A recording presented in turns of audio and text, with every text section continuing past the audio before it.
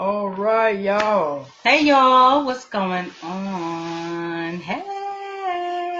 Good evening, everybody. What it do? Hope everybody had a good day. Having a great day. Well, wishes.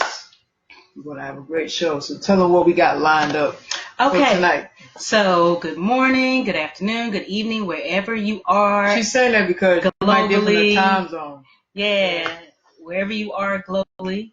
I'm one of the co-hosts. I'm known as Jade. And I'm your other co-host, Uno. And we want to welcome you to another Monday, July 24th, 2017, to the Chit Chat Chew Show. So, hey, let me get a clap, clap, clap, clap, clap. Let me get a clap, clap, clap, clap, clap. Hey, hey, hey, hey, hey, hey, hey, hey, hey. We acting silly. Yeah, she got a little, she a little lit today. I had that good juice. I had that good. I'm feeling great. Juice non-alcoholic thing going on. So I want to start inviting people. Can you pass me the mouse, please? Yes, can you pass me the mouse? So, I'm gonna invite everybody. And they better come on and they better have some on. Stop. They stir on. They show y'all sharing some. Yes, even honey. on my page. Yes, so we just going to be inviting people, and we thank you in advance and all that good stuff. And so, okay, I invited, and this time I didn't press finish because that means we would have had to start all over again. Right, please. So, I had that going on. If you're just tuning in, this is Chit Chat Chew Show. Our show, which is every Monday, live.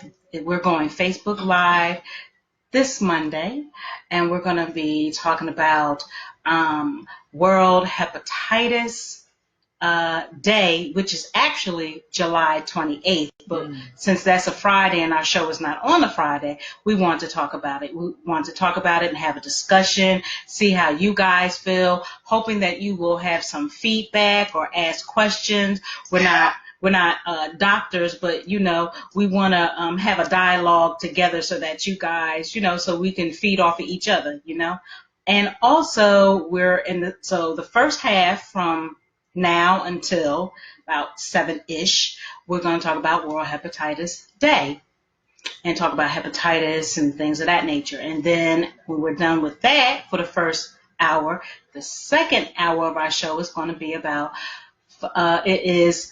Fibroid Awareness Month. And we know that a lot of women globally have fibroids, specifically in the Black community, a lot of women of color or minority women, if you will, we have fibroids. So we're going to be talking, this is our health and wellness segment. Yeah, health and wellness segment. So please join in, tell a friend to tell a friend to tell a friend. So I don't know what you're doing over here. I'm getting my links situated over here. Nothing to do. No, actually, I'm trying to see your tag. Get it together now. But it's not, your tag is not communicating with this tablet right now, and I can't see it. So, excuse me, y'all, for the noise, okay? So thank you guys again, wherever you're at in the world, for tuning in. So first we want to give a shout. Who joined? I can't even tell who really joined. Let me cancel. Okay. Cool beans. Quite a few people. That's what's up, y'all. So I see Joshua Cotton, my big brother. He joined. Thank you, Josh. Kim Ford. Thank you for joining. Joshua, thank you. Michael Anderson joined. Thank you. Also Cynthia Smith. Bernier Pierre. Thank you. We apologize if we mispronounced your name in advance. Jessica Hunter. John Chance. Esvito. Yes, Esvito. Esvito. If we've messed up your name, we do apologize. And Carrie Chang. So we really appreciate you guys joining in, tuning in. Please get in where you fit in with the dialogue. We want you guys to interact because we have you have one life, one body, one temple from head to toe. Yeah. So once that's gone, that's it. That's it. So we want, including ourselves, to become familiar and educated, even if it doesn't affect us. We can spread the word to someone else, because with knowledge is very important. It is powerful, and you don't keep it to yourself, because it could save someone's life. You understand what I'm saying? So you just never know. You just never know. So we're going to get right into it, and we're going to talk about this World Hepatitis Day again, which is July 28th, which falls on a Friday. And here 3 different hepatitis: A, B, and C. We're going to talk about all. We're going to cover it all. I think it's up to actually E. Oh, wow. Yeah. So, I got up all the way up to C. So. Okay. That's good too. So it says, what is World Hepatitis Day? World Hepatitis Day takes place every year on the 28th of July and brings the world together under a single theme to raise awareness of the global burden of viral hepatitis and to influence real change. One of just 4 disease-specific global awareness days officially endorsed by the World Health Organization unites patient organizations, governments, medical professionals, civil society, industry, and the general public to boost the global profile of viral hepatitis.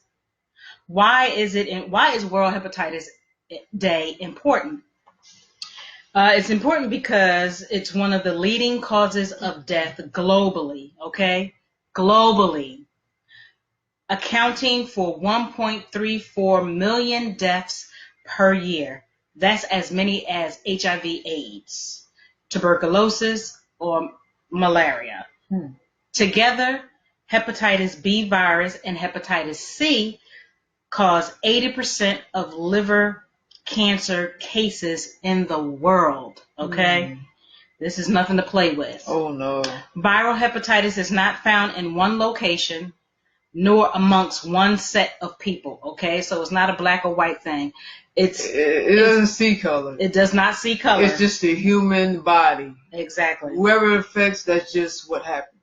So. It is a truly global epidemic that can affect millions of people without them even being aware.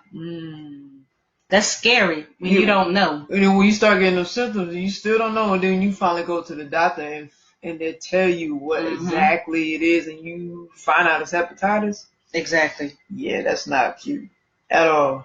Currently, 90% of people living with hepatitis B and 80% living with hepatitis C are not aware of their status, which Uno just said. Right. This can result in the real possibility of developing fatal liver disease at some point in their lives, and in some cases unknowingly transmitting the infection to others.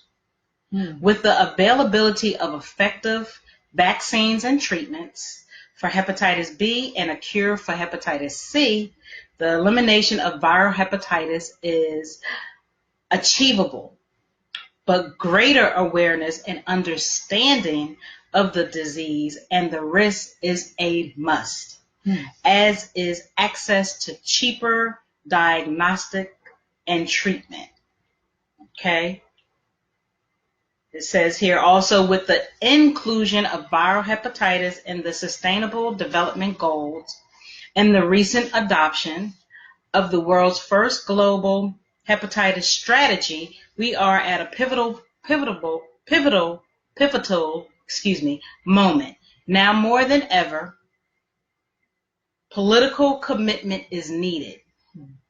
Without urgent action, deaths will continue to rise and the epidemic will continue to grow.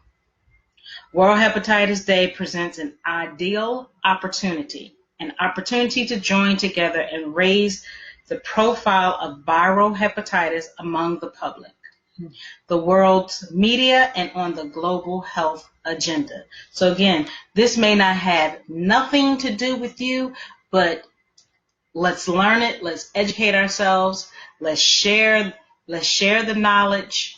Let's put it out there because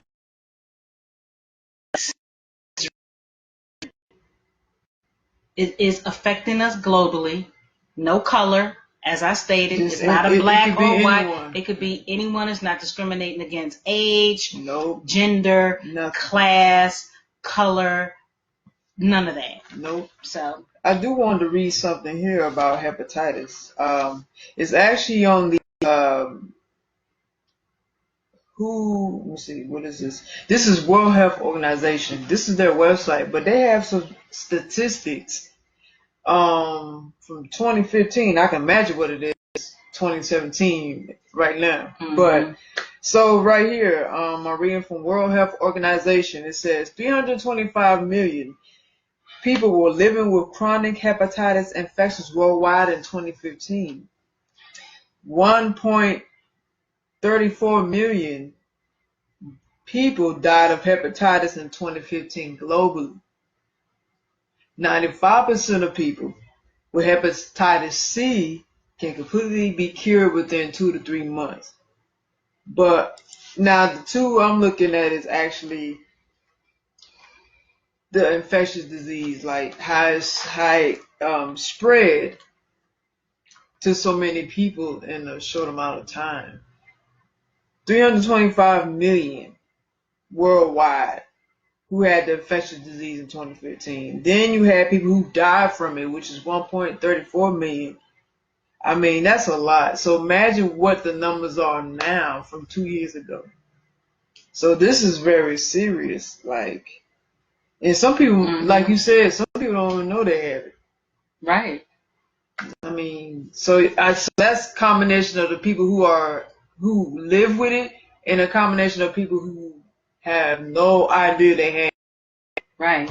And that possibility of them spreading it to someone else. Right. And they won't even know and they won't even know that whoever they had sex with or had some kind of sexual encounter with, they have it. So yeah, it's a big epidemic. So I mean, you say, you gotta take care of your temple. You gotta take care of your health. You gotta be very aware, very conscious of yourself. Because you only got one body, like you were saying. And one body. I definitely agree with you. Yeah,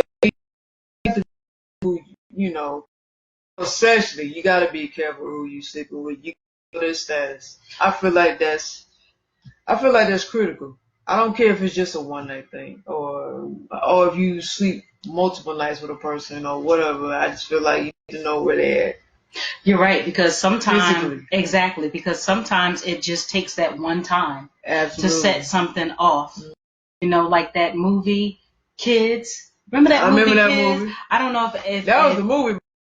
It was the movie. It made you laugh. However, it had some reality in there. Yeah. It's a very old movie, but it's called Kids. I don't know if you ever saw it before, but I mean, those. Rosario Dawson started out exactly. In that movie. Just search Rosario Dawson. Look for that movie. Kids. Exactly, and like what was going on was that they were young. The guys and the girls, they were young. They were very sexually active with each other, having threesomes, foursomes. I mean, doing a lot. Drugs, they're doing everything. Drugs. It was and in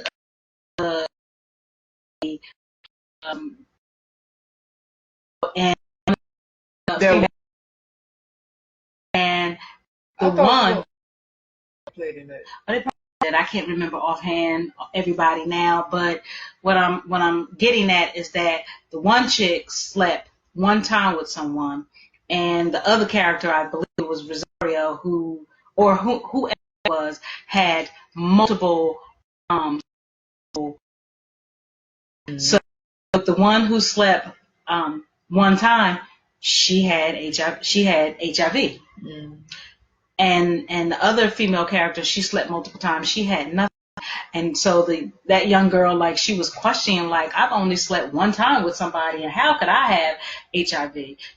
But not just alone. What we're saying is that it's not just with HIV. We're talking about experience for myself. You have to be, especially in these days and times. You know, once upon a time, I'm sure we all have skeletons. We all have done things that we're not proud of. And yes, we have moved forward. A lot of us, some of us are still carrying them old mentalities into right now. So what I'm saying is you need to be very careful about who you sleep with. One, their energy, your energy, energies for us, they transfer. It says a lot. Your energies when you connect. Everything that may look good or she pretty don't mean it's or good. they fine. It don't mean they're good. I promise you, male or female doesn't mean they're good. I'm not discriminating. It may not be the best thing for you. No. So you have to ask questions. First of all, ask questions on. I don't have no problem with sharing my status. Ask that. And if they can't give that to you, then maybe you need to move on. Also, they got something. Exactly. Move on. Also, please check their age. Yeah. That's a big thing happening now with the male and the females. Probably more females than males. Mm-hmm. Because some of these girls, they fast, and they may look physically, about that of age, but they're not. And guys, they get you caught up. Mm-hmm. So please. Ask age, ask that. I mean, hey, you got to ask questions because that's your life at the end of the day. That's your temple from head to toe. Because they don't give a damn. And they don't care because they're in that moment and they have sex. Yeah. Be honest, they're worried about themselves. And they're worried about themselves. Let's just be adults about this. Right. So please ask. I don't have a problem with passing out condoms. And females, to be quite honest with you, I don't have a problem with it. Strap up 2 times, hell, strap up 3 times. You have to protect yourself because some diseases, you can't get rid of them. You can't. So you're gonna have that for the rest of your life. So please just ask. Bottom line is you can't trust nobody. You can't go off a word. You have to have actual proof. You got to actually, have some validation from them. If you're going to be interactive sexually, not just yours, but theirs too. Because you want to play it safe, I mean, that's what it's about, having safe sex. So, right. Yeah, I mean, so you gotta watch out for yourself at the end of the day. Exactly. Watch where you're putting your penis. Let's just be honest. Some of them don't even care. Like, for the ones that do, watch where you're putting your penis. Women, watch where you're putting your vagina. Please do. Watch where things is getting stuck in what hole. Watch the oral sex because you can contract diseases. And LGBTQ can contract too. And that's right, because we're not excluding anyone. Heterosexual, homosexual, whatever ism you are, just please practice. I know a lot of y'all be like, girl, please. Okay, well, just know, of course, we take that risk. We make those choices. You can't get mad at nobody but yourself. Exactly. Thank you. That's it. Yeah. Right. So a lot of people think with the physical, like it's the urge. It's the urge. They want to jump in fast. I get it. I've been there. Temptation. I mean, I raised my hand. I have no shame. Once upon a time. Me too. Once upon a time. Let Jesus be a fence, honey. Not no more. I've been woke. But once upon a time, while I was just sleeping, I was running wild. I did the same thing. Running wild, and I was hurt, and my reaction was, I'm going to hurt you before you hurt me, but in the end, I was getting hurt. So, make smart choices. I mean, it's your choice. Self-care. Self-care, and I preach that all the time. July Awareness Month. You see the caption here? So, aware of yourself, exactly. Self-care. Take care of yourself, please. Yes, most definitely. Most definitely. So, where I had been reading from was the World Hepatitis Day.org website. Of course, read from. It's going to get posted. So, if you want to go back for future reference, it up. So you can visit. A little bit more about World Hepatitis Alliance. It is a patient-led and patient-driven non-governmental organization with over 249 member patient groups from 84 countries. World Hepatitis Alliance works with governments, national members, and other key partners to raise awareness of viral hepatitis and influence global change.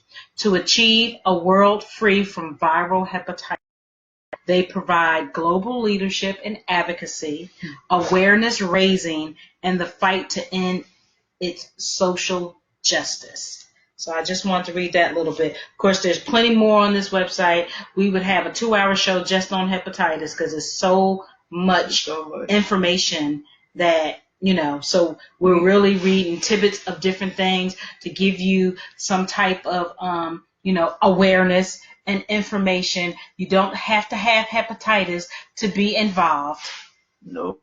You can, I'm sure, help them through donations financially, or whatever local chapter may be near, or a clinic or a doctor's office. If you just want to have materials to share with people, I'm sure it's globally you can do that. So again, that was from the World Hepatitis Day.org.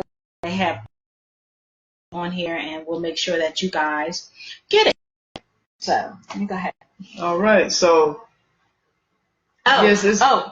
I'm Go sorry. ahead. Right. They have where you can add your photo where it says hashtag show your face to eliminate hepatitis. So, it has on this website your photo, and at the top it says, and it's just, and you don't living with hepatitis. It's just that, you're educating and making awareness and that you want to, help save lives, help globally, help educate. So that's what it is saying. And it looks like Antonio Scott has joined. Thank you, Leona. Markham Sandino has joined. Thank you guys. Appreciate y'all guys. So now I'm done. My apologies. Oh, you good. All right. So now we're going to start with hepatitis A. Just want to give you a little definition on that form of hepatitis, okay? And then I can get to the symptoms of hepatitis A. Okay, so I'm reading this from MayoClinic.com. Hepatitis A is a highly contagious liver infection caused by the hepatitis A virus. The virus is one of several types of hepatitis viruses that cause inflammation and affect your liver's ability to function. You're most likely to contract hepatitis A from contaminated food or water, or from close contact with someone who's infected. Mild cases of hepatitis A don't require treatment, and most people who are affected recover completely with no permanent liver damage. Practicing good hygiene, including washing hands frequently, is one of the best ways to protect against hepatitis A. Vaccines are available for people most at risk. And then I'm going to click on this real quick to get to symptoms of hepatitis A. So, hepatitis A signs and symptoms, which typically don't appear until you've had the virus for a few weeks, may include fatigue, nausea and vomiting, abdominal pain or discomfort, especially in the area of your liver, on your right side, beneath your lower ribs, clay-colored bowel movements, loss of appetite, low-grade fever, dark urine, joint pain, yellowing of the skin and eyes, or they call it jaundice. If you have hepatitis A, you may have a mild illness that lasts a few weeks or a severe illness that lasts several months. Not everyone with hepatitis A develops signs or symptoms. So let me see here. Because I was trying to see what this says. Alright, so yeah, I would just see what this other thing was saying. But yeah, so that's the symptoms of hepatitis A. And I gave you a little definition on what hepatitis consists of and how does it affect the human body. So I'll do B. Okay, Alright. so let's try. So that was hepatitis A. Hepatitis B. Hepatitis B is transmitted through contact with the blood or other body fluids, i.e. saliva, semen, and vaginal fluid. Mother to okay. Prevent. There is vaccination that can prevent infection. If you have not been vaccinated, to reduce chances of exposure, it is condoms. Avoid sharing needles or items such as toothbrushes, razors, or nail scissors with an infected person.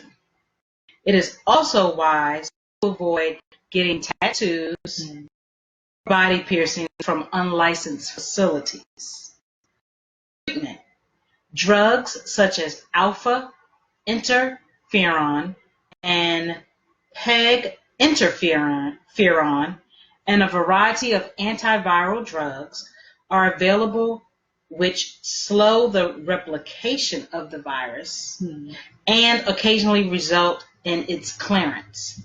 Children born to mothers infected with hepatitis B should also be vaccinated within 12 hours of birth, as this can prevent an infection, most likely progress to chronic B. So you see, we make them choices when you want to lay down and you're really active. A lot of times people not going to have anything go on. Usher. Hashtag herpes. Hashtag herpes. The Okay. nasty stuff. All around the lips. But people do that because they're afraid of what the other person's going to say, and then they're afraid the person might not want to deal with them. True. So or having any kind of involvement with them because like, they think it was virus. You know, so yeah, people. Yeah. Like you said, it's two different feelings about it. So yeah, those like you said that don't want to say anything because they're scared of what they say or do for that and or they just don't give them. And they're living with something they, you know, that's affecting them not just physically but emotionally. That they want to hurt somebody else, so they just do it to do it. Like they spread it out of spite. You have people like that. Same thing with AIDS. People do the same thing with AIDS. Right, they do, and that's like really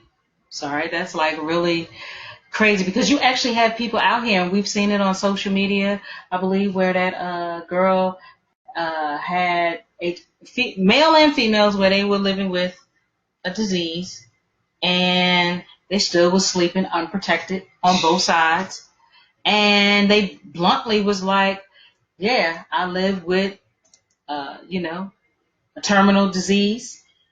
I don't care, and I slept with a lot of people. Dang. So you have to be just you can't what trust you're doing. People. You can't trust them, not by word. Because you need proof. Somebody could kill you. Yep. Then what? Then it's me. Why did you hurt them? Well, I'm not promoting it. I'm just saying the times that we live in now, it's off the chain, and people are already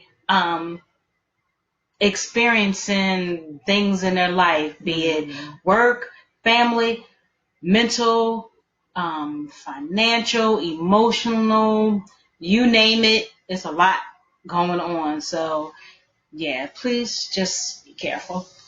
I wanted to read a treatment and For hepatitis A, because I okay. know you just read on hepatitis B treatment, so I wanted to just read a little something on. I'm gonna click on this one. Let's see. Thanks, us. Terry Turner Stevens. Thank you for joining. I appreciate Terry Turn. it. That's our country. It's okay. You're from the South. You like my country, baby. Yeah, my country. It's okay. Go ahead. So well, they have a combination of these treatments, but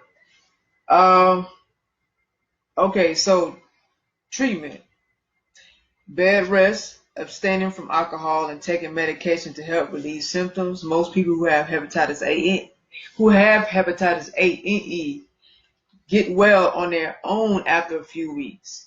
Okay, I mean, of course, when you go through the treatment. Okay, so they got immunization, like for children who get it. I know you mentioned something about hepatitis B, and there's children that get affected with it too. So they have immunization of children from 1 to 18 years of age. That consists of 2 or 3 doses of the vaccine. Adults need a booster dose 6 to 12 months following the initial dose of vaccine. The vaccine is thought to be effective for 15 to 20 years or more.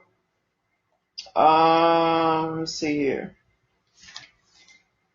I think there's a tidbit on hepatitis A. That's just one way of treatment. I was clicking on this other one here.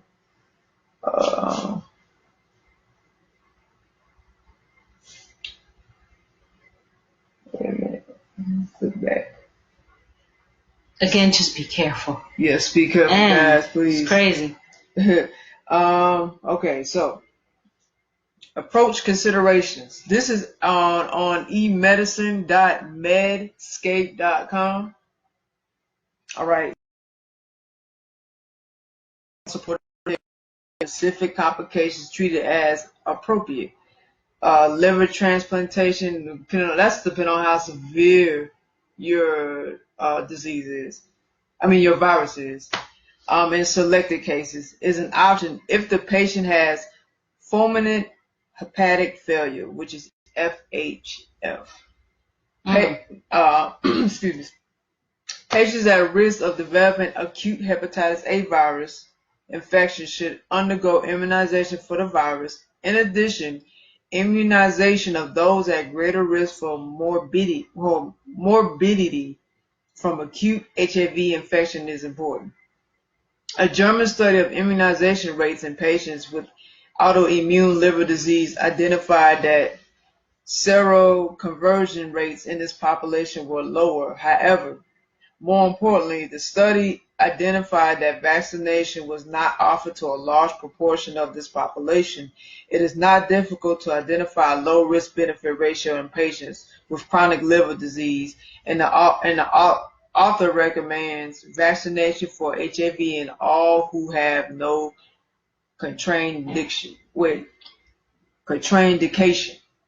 The advent of new antiviral agents such as direct-acting antivirals, which is DAAs, and host-targeted agents, HTAs, has expanded the potential therapeutic options available against HIV, which is hepatitis A virus. So that's pretty much a tidbit on some treatments, immunization, and they have little practices as far as antiviral agents, some kind of medication they use for that to counteract the virus. So that's just a little consideration. Cool beans. And what you got for C?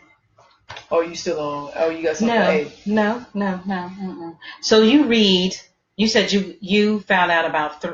So you read C, because I have D and E. Okay. Yeah. Okay. Yeah. So you go ahead and so we spoke on hepatitis A, we spoke on hepatitis B, now we're gonna go to hepatitis C because it goes all the way up. Now I can go pull up this D and the E. You want me to hit C? No, you can hit D and E. Oh, I know you can, pull it up. Okay. Maybe that didn't sound right a little bit. That didn't. Oh well, this is just how we are. It's how we roll. It's how we roll. Having fun. We having fun.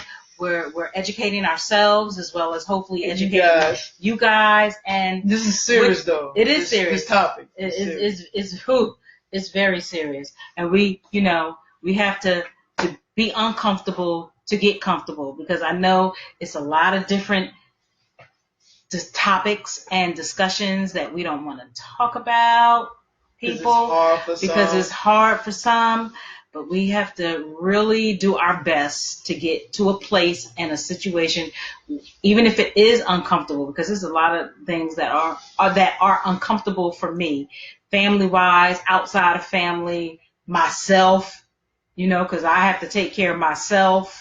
It's a lot of things. I'm still, it's a work in progress. I have progressed, let me say that, but I still have a road to go, and my journey is very important to me. So if I have to lead by example.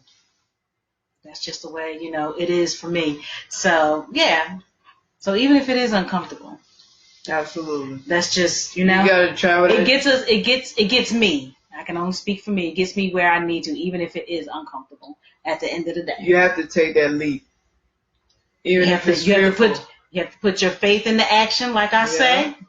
Put your faith into action, and through it all, never be defeated. Those are the two things through my Buddhist practice that resonates with me. And when you're not defeated, that you have conquered your obstacle.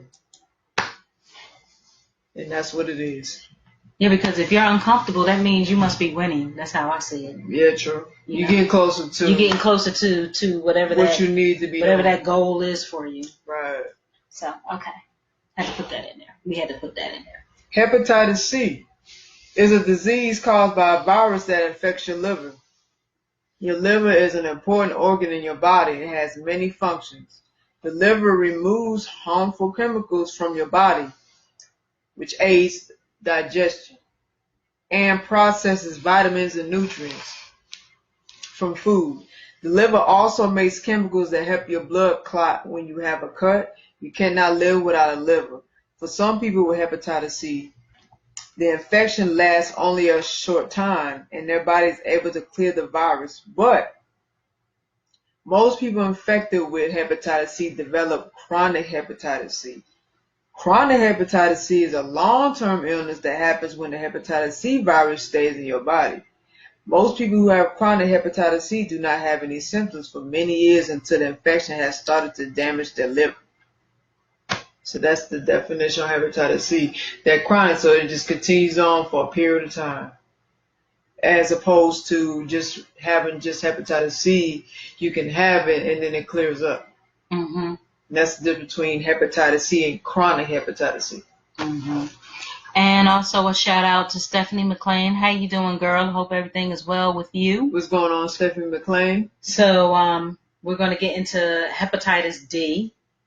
Hepatitis D is spread through contact with infected blood. The prevention of it is hepatitis D is only found in people who are already infected with the hepatitis B virus. People not already infected with hepatitis B should get the hepatitis B vaccination to reduce exposure. Avoid sharing needles and other items such as, again, toothbrushes, razors, or nail scissors with an infected person. It is also wise to avoid getting tattoos or body piercings from unlicensed facilities. So if y'all getting tattoos from someone that is unlicensed, shame on y'all. Yeah, because I see people do it all the time. They do it every day. Treatment for hepatitis D. Conditions may improve with administration of a interferon. However, no effective antiviral therapy is currently available for hepatitis D. That's your treatment. As far as treatment. Okay. There is no effective antiviral therapy No antiviral therapy is currently available for hepatitis D. Okay.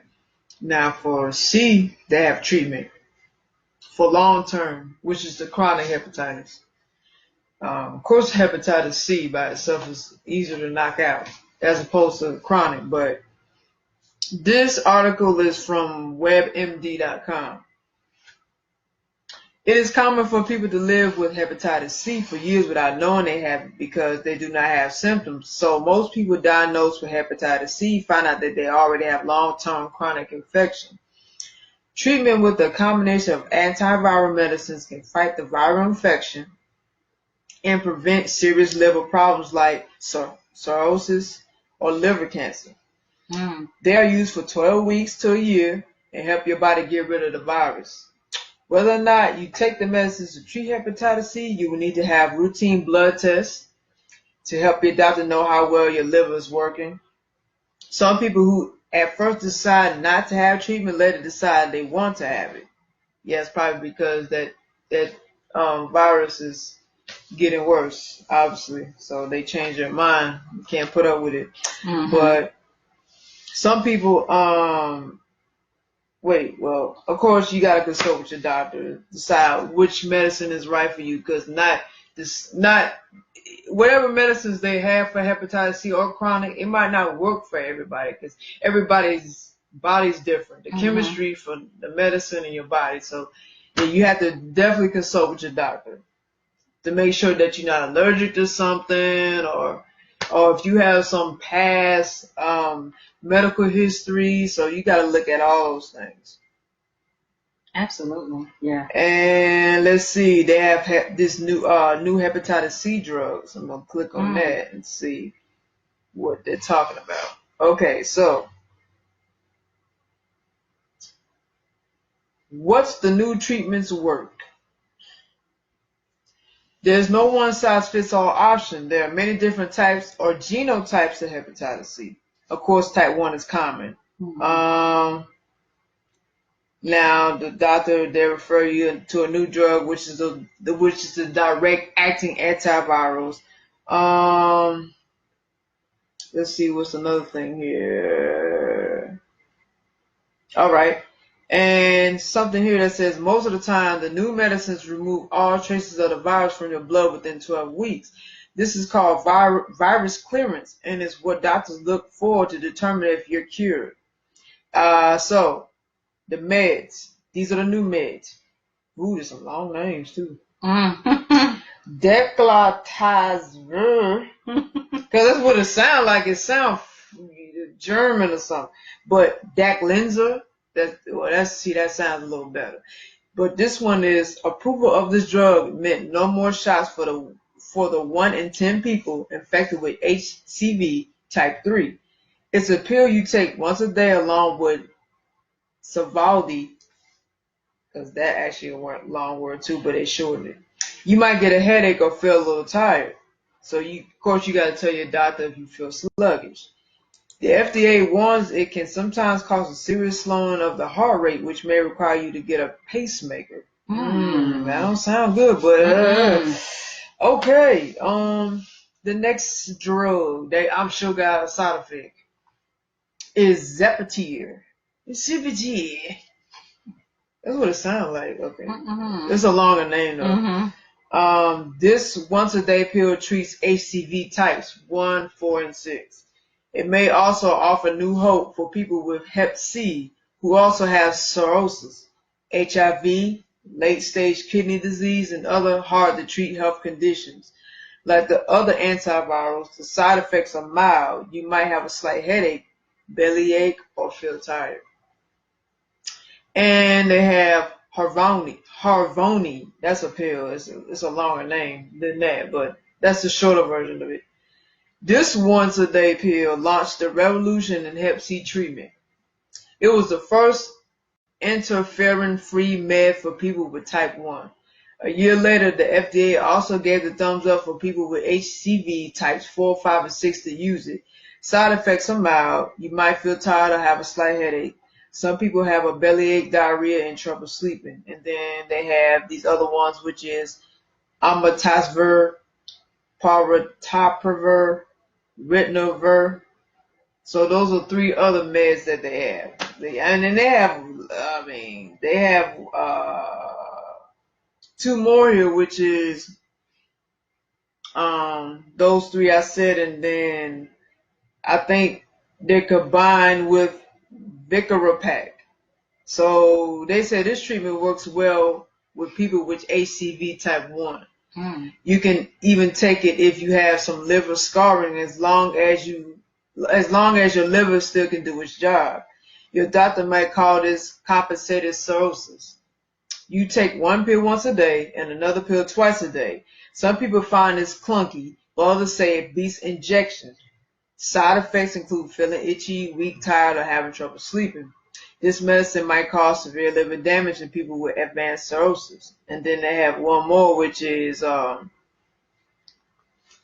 it's 2. It's Alisio and Sovaldi, which I said that like a minute ago. The FDA said these 2 drugs could be given together to treat people with HCV type 1. Before that, the pills have to be taken with interferon or ribavirin. Sovaldi can cause fatigue, headache, tummy troubles, and make it hard for you to sleep. Alisio may cause dry skin and a rash and make you more sensitive to sunlight. So those are just treatments, but everything with these treatments comes with a downside. So Yes. That's the Comes bad with part, that, right, with the downside, the risk. Yeah. And then on top of that, as a lot of us know, that when you take these medicines, again, doctor, I'm not claiming anything, I'm not diagnosing you, I'm pro-choice. My personal is my personal, whatever yours is, it is. I'm pro-choice. You have to do what's best for you, whether it's take the prescriptions, or if you choose to go holistically or naturally, That's a good cookie. Oh, okay. You just have. I'm just saying cookie. I'm just eating a cookie, okay? There's risks. I feel there's more risk with taking the prescribed medicine versus the natural, though there are natural ways that have side effects too. Let's just be honest. Yeah. But I think a lot of these viruses are curable. Mm-hmm. And we're probably going to get into that. So we gave some nuggets on hepatitis A, B, C, D, and now the last one I'm going to read is hepatitis E. So the transmission for hepatitis E is mainly transmitted through eating food or drinking water that has been contaminated by the I want to say faces of an infected person. It can also be spread by eating raw shellfish that have come from water contaminated by sewage. The prevention, currently there is a vaccine to prevent hepatitis E, but it is not widely available. You can reduce the risk of exposure by practicing good hygiene and sanitation and avoiding drinking water that has come from a potentially unsafe source. The treatment, there is no treatment for hepatitis E. However, it is usually self-limiting.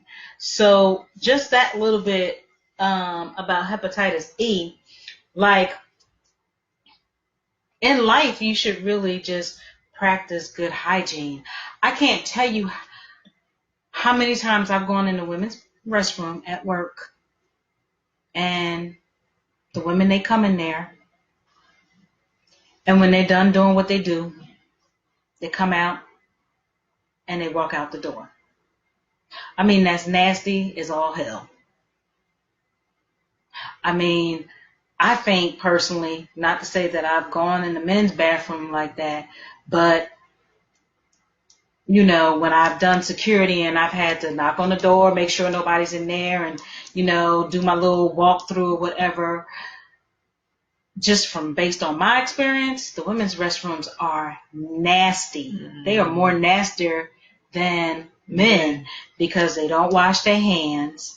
So leave period pads on the side of the toilet. Leave sanitation pads on the side, all on the toilet, or in it, and they don't flush it. So now the commode is stopped up because you have stuffed the sanitation pad. And those what's those the tampons, they leave those everywhere. They don't put it in a disposer. They probably put it on the side of the toilet. They just place it somewhere. Like, it's just all kinds of nasty. stuff, I mean, it's disgusting. It's real. The hell with nasty. It's disgusting. It is disgusting. You trying to one up me? No, it is disgusting. I had a flashback. I'm playing. You know what I'm saying? It is disgusting, right? You're right. It's from past working nasty. at a certain place. Disgusting. I've seen it all. It's disgusting. It makes no sense how women's restrooms that shit is just off the chain. Doesn't make no sense. It's like they never got taught nothing. Right.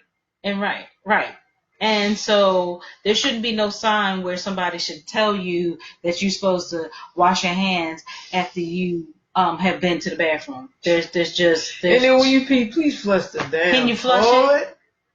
I mean, it's crazy. Even at my job, they have signs up like we in school that to remind you to flush the toilet when you leave and to wash your hands.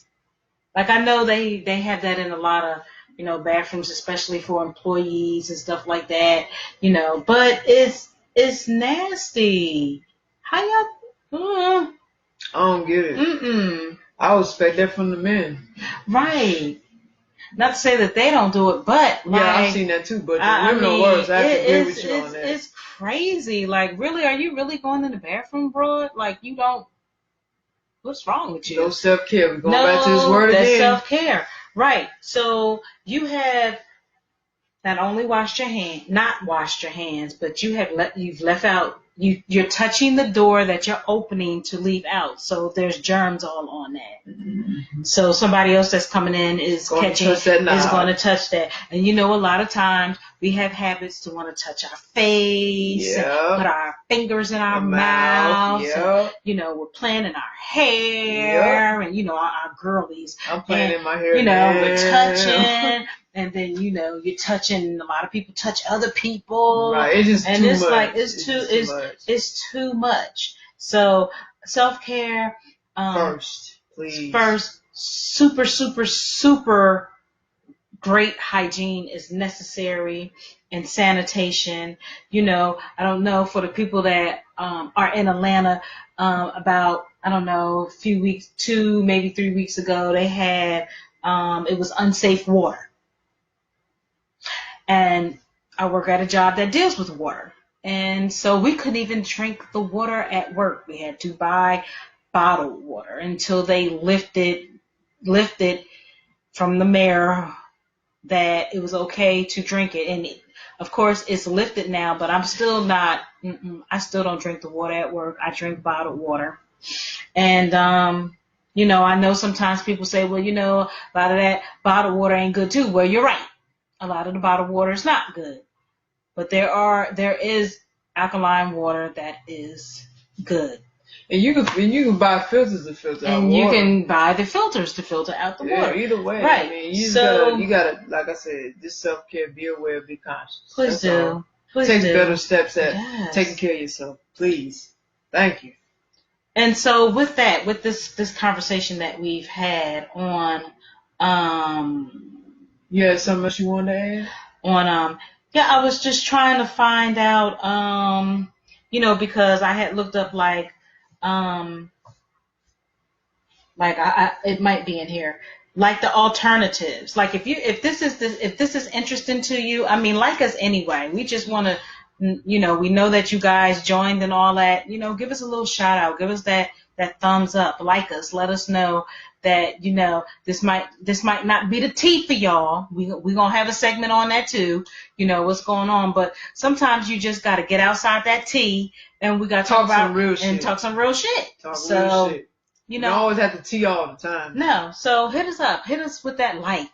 Right. We appreciate you guys. Hit us with that like. Let us know. I appreciate my cuz showing us some love. She showed us some love. Appreciate you, Donna Webb. And thanks for coming on. Appreciate you with that. So make sure that you show us some love. Hit us with the thumbs up or the hearts. You know what I'm saying? Because that's just, we like to educate. Not only we like to educate ourselves, but just give you guys some jewels to let you know what's going on. As well. But you had something on a natural remedy or something? I'm not sure if it was for this particular segment or, oh, wait a minute. I think I found it. Because, again, I'm pro-choice. People take the medication. People go the alternative natural way, and so I just wanted to, we know that, of course, they want you to get vaccinated and, take those strong medicines that can do a lot to your body internally as well as externally. And then, again, you're taking that and then that has a side effect and then you got to take another pill or get a shot to take care of that side effect. And then it's the cycle that keeps going and going and going like the damn Energizer Bunny. So hopefully, okay, let's see what they say. And this is, so again, a lot of the information that I read came from worldhepatitisday.org. Again, we're going to plug that in after the show. So I'm reading something it'll be about tomorrow, so you guys watch out for the links. And Jade, I'm sure she's going to share it on her page, and I'm going to share it on my page. We're going to share it on our Instagram. Yeah, all that. So I'm reading, my apologies, I want to respect space. Were you finished talking? I was just going to let you do the natural remedies, and then we can get to how people can get involved in hepatitis C, bringing awareness to it. Okay, so I'm now reading from a website called healthline.com. Healthline.com. It says, can herbs or natural remedies treat hepatitis C? So, hepatitis C is a viral infection that causes inflammation of the liver. You may not realize you have hepatitis C until its later stages. Often there are no early symptoms. Most people who have hepatitis C live with chronic infection, like it's been said before. In the long term, this could lead to severe health problems, including liver failure. Treatment generally involves antiviral medications, but not everyone with hepatitis C requires treatment. Can people with hepatitis C benefit from natural and herbal remedies? Read on to learn more. So, milk thistle, they're saying, is good for that. It's an herb thought to have properties that promote liver health. Okay? Side effects may include nausea, diarrhea, and abdominal bloating. You may also experience headaches, skin reactions such as eczema. Wow, did that really just go all the way down there? It did. But that's okay, because I'm going to bring you back to life. Just give me a quick second. Back to life. Back to reality. Okay, so, let me see. It tried me, but it's okay. Okay. It's saying also skin reactions such as eczema or other allergic reactions or insomnia still is well tolerated by most people. Okay? It's a supplement that you can take for liver disease. However, the National Center for Complementary and Alternative Medicine conducted a clinical trial that found milk thistle to be no more effective than a pill for stopping liver damage. So we don't know, could not. Of course, if you're taken away from the pharmaceutical companies, they're going to say it's ridiculous and stupid. No, take our pills. We need to eat, and it's going to side effect and something else to. So pretty much. They also say are good for hepatitis C. It's essential to liver function. They say that. They also have probiotics that's supposed to be good. Probiotics are live microscopic organisms, bacteria, much like those you already have in your body. These good bacteria may benefit your overall health. Other supplements, they have all other types of supplements, including herbs used in Japanese medicine, berries, extracts. So they have a lot of different acupuncture. They're saying acupuncture works supposedly for hepatitis C. Of course, we know acupuncture is a form of traditional Chinese medicine. And it's where thin needles are inserted through your skin at specific points to healing and well-being of your body. Okay, generally used to treat pain and nausea. Now,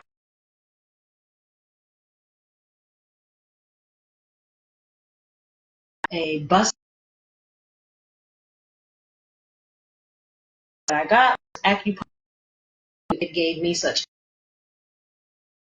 high because needles, you have to be careful which needles you are using to put on people's.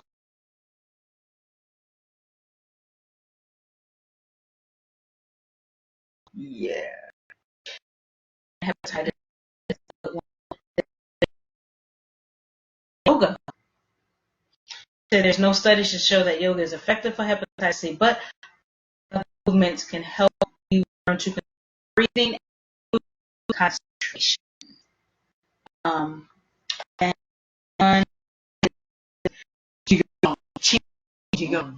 that's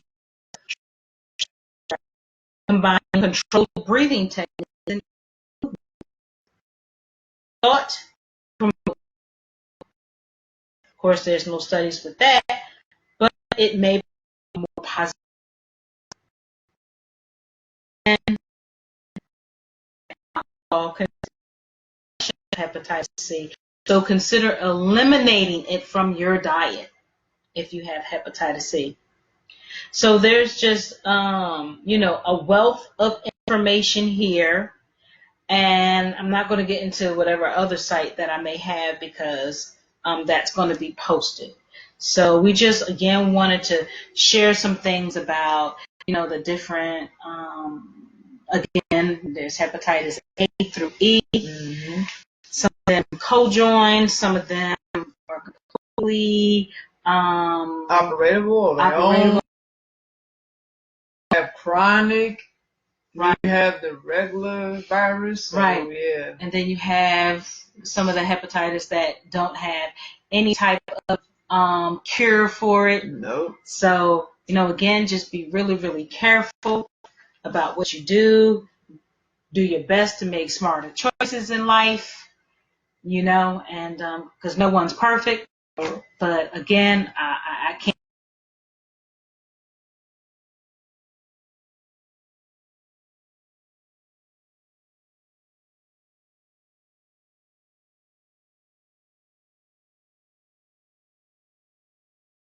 That you want to do it with, be careful. If you're going to be sexually active or if you're going to have sex with one person or even multiple people, please use protection. Condoms, female condoms, they're out there. Yeah. Yeah. I'm just being real. Just please be careful. This is, again, like we said in the beginning, this is very serious. And as we said in the beginning of this show, that there is no isms. No. It's not discriminating against anyone. No one. Mothers, if you're pregnant, please be careful with your unborn children. Put them first. Always put them first. Think outside yourself. Yep. It's not about you. It's not about you anymore. Because guess what? If you didn't want the baby, you should have opened your legs. Ain't no nice way to put it. Keep your legs closed, get your tubes tied. Not our problem. So, because other than that, you got to put your baby first. It is what it is. I don't know what else to tell you. It's not about you. Absolutely. Because like you said, go outside yourself. So you have to. When you carry a living human, when you carry a human being inside your belly, it's not about you anymore. Nope.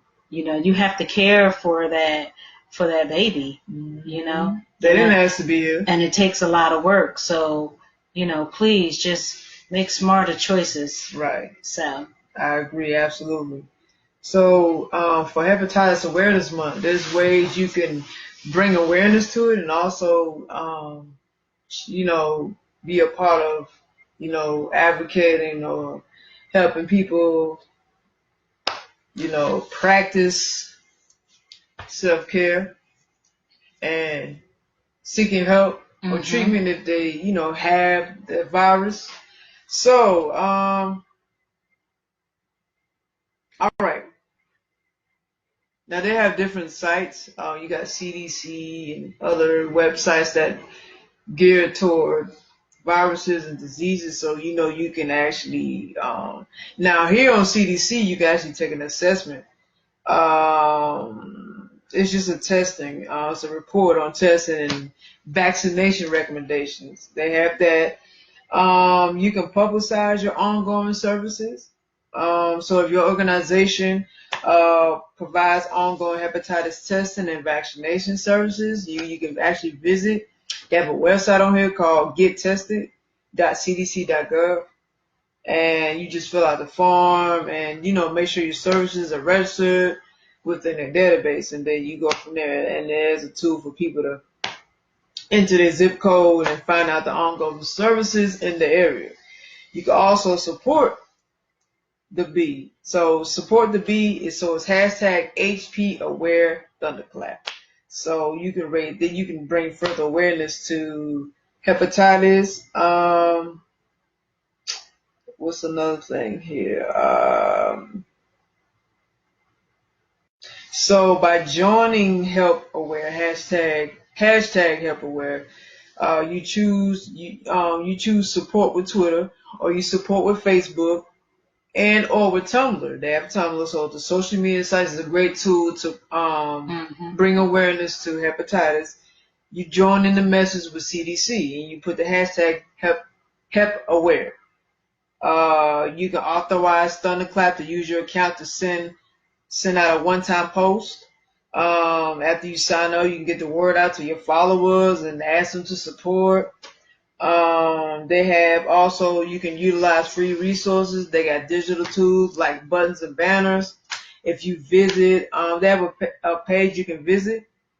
You can find an array of digital tools, which is buttons, badges, banners, different shape sizes. That's ready for use on websites and in email, so you can actually use that to bring awareness to put those banners and badges or whatever on your website. They have live read radio PSA scripts. So you can pitch, that kind of script, to a local radio station, that wants to provide support for Hepatitis Awareness Month. So that's a great way to spread it.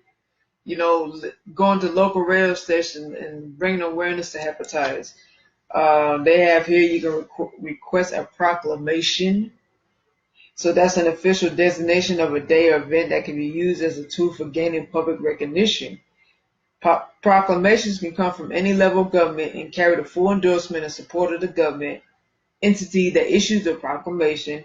You can request a Hepatitis Awareness Month and or National Hepatitis Testing Day proclamation to be issued in your community. So, they have a link here where you can actually check out some background information to get help to designated places for that awareness month. You can share the ABCs of viral hepatitis. So we just did. We shared the ABCs. Gave you some facts, gave you some symptoms, gave you some treatments. To help people learn more facts about hepatitis. So that's a great way. Whether it's a link, a PDF, you can share campaign resources. So, whoever got a campaign, educational campaign, that's just to increase the testing for hepatitis C, or even if they're born with hepatitis, you can support the fact sheets, the posters, the infographic, the buttons, the badges, the live read radio scripts, the templates, and any other that could be viable to the cause. Of course, you stay connected with Twitter. They have a Twitter account, CDC does, and you can sign up for email updates. And then also, what it boils down to, if you're sexually active, have safe sex, and your body, make sure you get checkups often to see what's going on with your body. That's a great way to avoid these kind of things, whether you pass on to a person or to a child or baby or whatever. Because there's people that's born with it because someone else gave it to them that didn't know they had it. And that's usually the younger children. So that's two ways of helping to reduce or decrease the spread of hepatitis. Mm-hmm. So now with the sexual part, it doesn't matter if you're gay or you're straight. It doesn't matter. So practice safe sex. And if you're going to, find out the status of that other person. And no sharing of the needles, as it has stressed. No sharing of the needles. No sharing nail scissors and what was like the other ones. It was like another one. But no sharing anything sharp. Anything sharp. Yes, please. So yeah, we gotta be more cautious, Mm-hmm. Again, self-care. Self-care is so important. So easy to say, yet so easy to forget to do. Because we be so caught up in the moment. Mm-hmm. We come to bite you in the ass later, though. That's the thing. Then what? Right. So, yeah, you gotta definitely be cautious. And again, like I said, you can't trust everybody.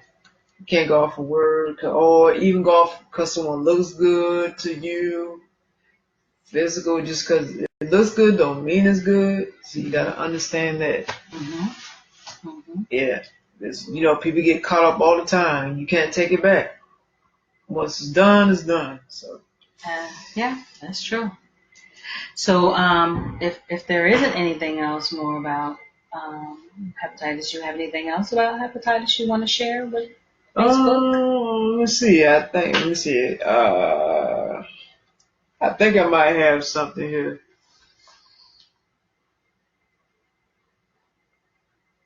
Sorry, y'all. Okay. Now, of course, I pretty much done said everything. I thought I'm just clicking on these other two links to see if they have any other information, some extended information that can help spread awareness and be conscious of yourself. Okay.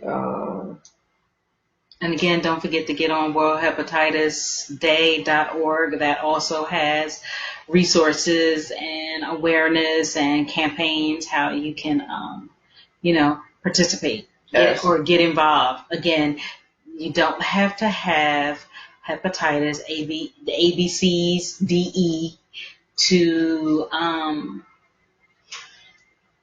be involved. Absolutely. Everyone is welcome. Right. And they have a support campaign. So if you want to get involved in a campaign, you can have a poster contest. I'm talking about organized activities. That could be fun, but educational at the same time. Mm-hmm. So poster contest, they have sponsored walks. You can walk for the cause. They have hepatitis presentations. They have screening programs, educational courses. I mean, that's helpful. They have congressional briefings about hepatitis. They have healthcare fairs, so that'd be a great way to bring a lot of awareness. I mean, that includes screening, vaccination, exams, and seminars. So that's some extended information for you guys. So awesome. That's it on that. That's pretty much it. Okay. So again, we thank you for listening to this first half that we were talking about hepatitis, the different types of hepatitis. We gave you some nuggets on treatments, symptoms, tests, diagnosis, all of that. And don't forget that this Friday, this Friday is World Hepatitis Day. So if you'd like to get involved, the information... Volunteer. I forgot to say that one. Volunteer. Volunteer, yes, very, very big, important one. Volunteer, get involved, educate yourself, educate someone else. And so the information will be posted up so that you can again, if you're interested, get some information about how to go about it. Joining the awareness of hepatitis and getting active. Absolutely. Yep. So our next half of our show, we're going to talk about July is Fibroid Awareness Month. So for you ladies, you might be living with it, or maybe you know a friend or a family member who has lived with fibroids. I personally, myself, I live with fibroids. I don't, but my mother had fibroids. I mean, she doesn't have any more because she got it removed. And so it's a very important thing that women globally, as well as women of color, or our black, our browns, or our minority of women, that we must get it taken care of. Absolutely. So this is coming from healthline.com. What are fibroids? Fibroids are abnormal growths that develop in or on a woman's uterus. It is unclear why fibroids develop, but several factors may influence their formation, such as hormones and family history. About 70 to 80% of women experience fibroids by the age of 50. Fibroids are abnormal growths that develop in or on a woman's uterus. Sometimes these tumors become quite large and cause several abdominal pain and heavy periods. In other cases, they cause no signs or symptoms at all. The growths are typically benign, which are non-cancerous. The cause of fibroids is unknown. According to the National Institute of Health, about 70 to 80% of women have them by the age of 50, but most women do not have any symptoms. Types of fibroids. Different fibroids develop in different locations in and on the uterus. So we have intramural fibroids, which are the most common type of fibroids. These types appear within the muscular wall of the uterus. Intramural fibroids may grow large and can stretch your womb. That's very true, actually, it can. The next one is subserosal fibroids. Wow. That's a form, it forms on the outside of your uterus, which is called the serosa. They may grow large enough to make your womb appear bigger on one side. The next one is called pedunculated fibroids. That's a long ass word. That tumor develops a stem, a slender base that supports the tumor. Pedunculated. That's what it sounds like. They become pedunculated fibroids. Right. Thank you. The other one. What was that? What was that pedunculated? What is that? Pedunculated fibroids. That's when subserosal tumors develop a stem, which is a slender base that supports the tumor. Oh, wow. They become pedunculated fibroids. The other one is called submucosal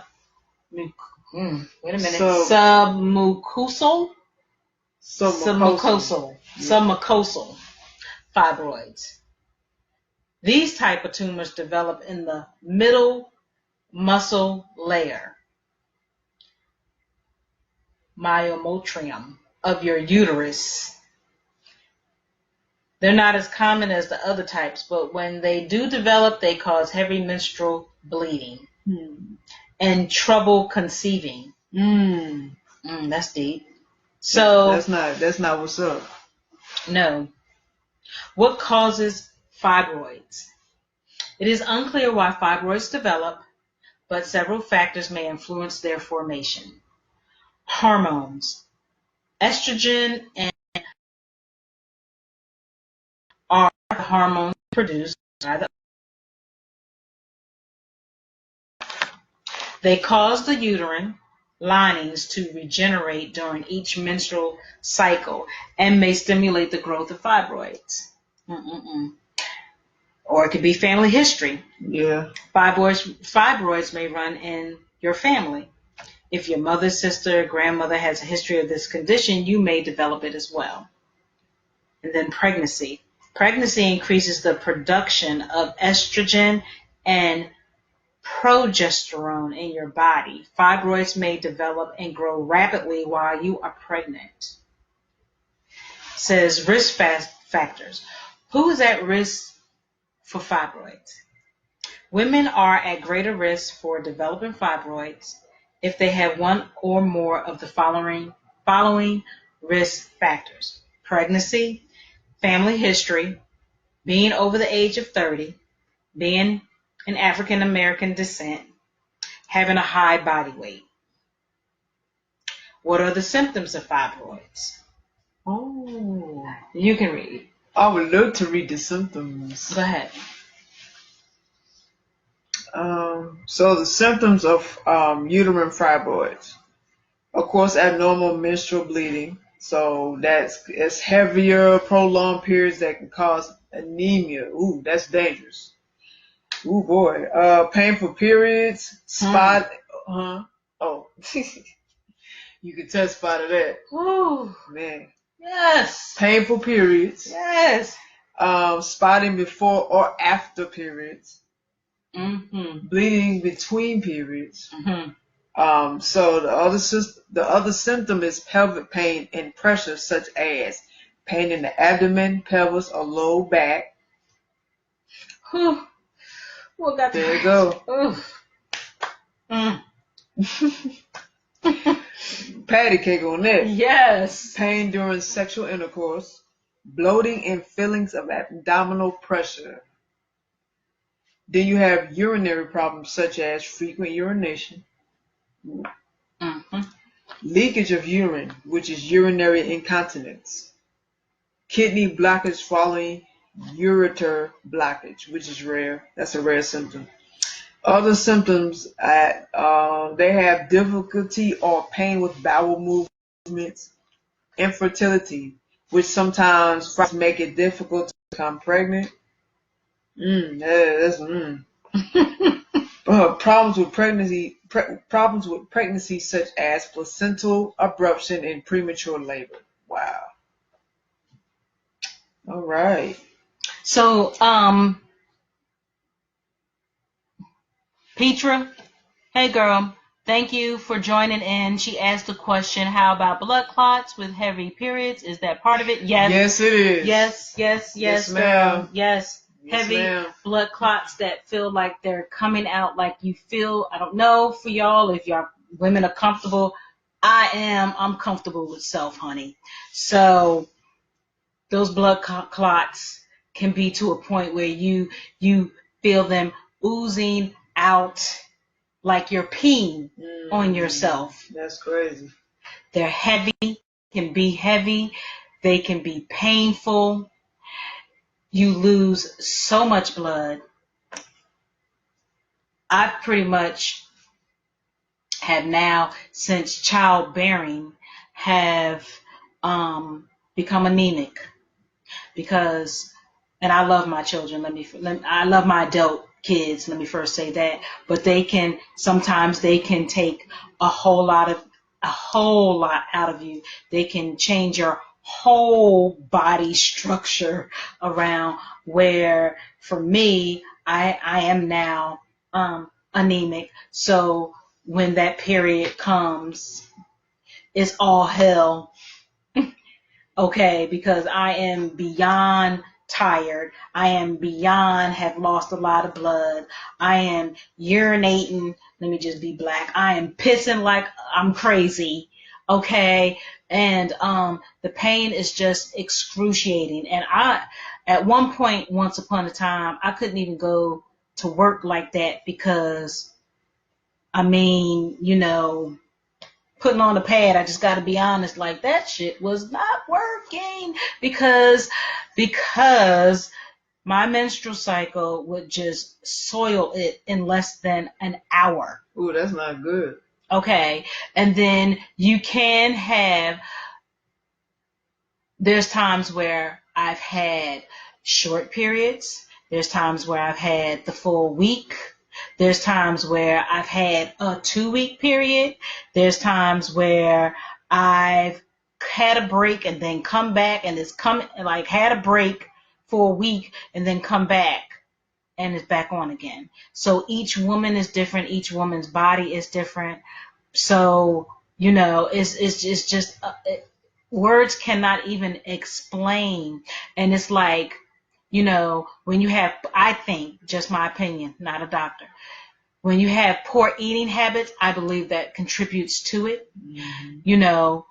because I feel like you're feeding the tumors. Hygiene as well. If you have bad hygiene, it can contribute to that. It can contribute to that as well. It's a lot of things that contribute. It's a lot of things. It's a lot of things. Men, if you on here and you want to get off, you can. But if you want to stay on, that's good too, because I might get a little raunchy with the conversation. But you're going to get educated today about what women go through, okay? With yourself.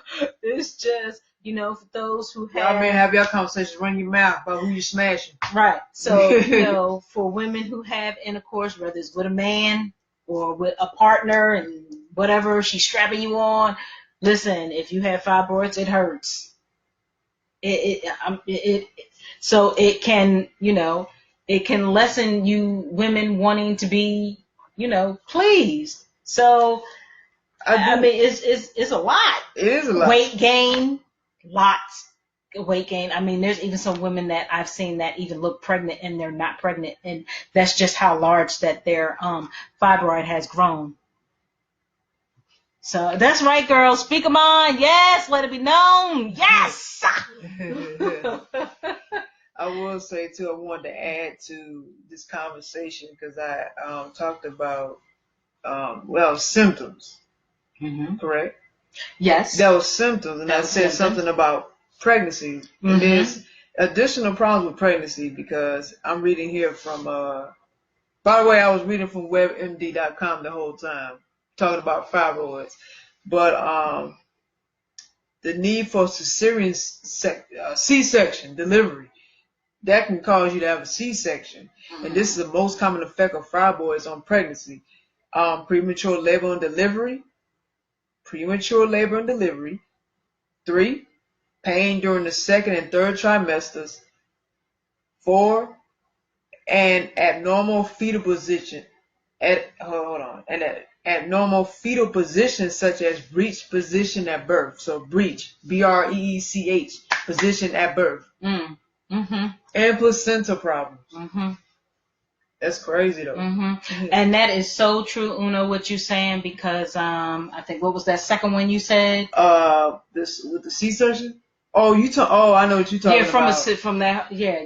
What was that? Not the breech. Abnormal fetal position such as breech position at birth. Both my kids were breech in the beginning, and so we talking about going up in there, and you got to have somebody's hands going up in your vagina, and they got to turn that child all the way around because they want the head to come out first, and so that can play a huge part of it. The whole placenta, yes, placenta with me too, that was an issue. I mean, I went full term. Both my kids were full term, but I had hell having them. I mean, seriously. And so I had to wind up having a C-section because they did not dilate past 5 for both of them. You're supposed to dilate up to 9, I believe, if memory serves me correct. But both of them were stubborn and they didn't go past 5. And so I had to have a C-section on both of them. And it's like, I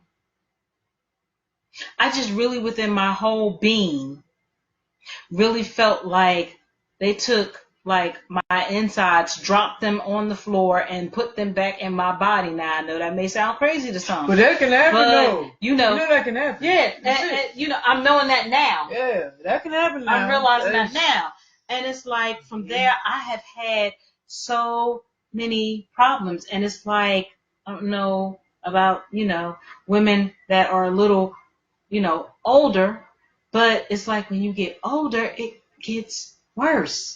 And so even though they're not cancerous, we need to get them checked out.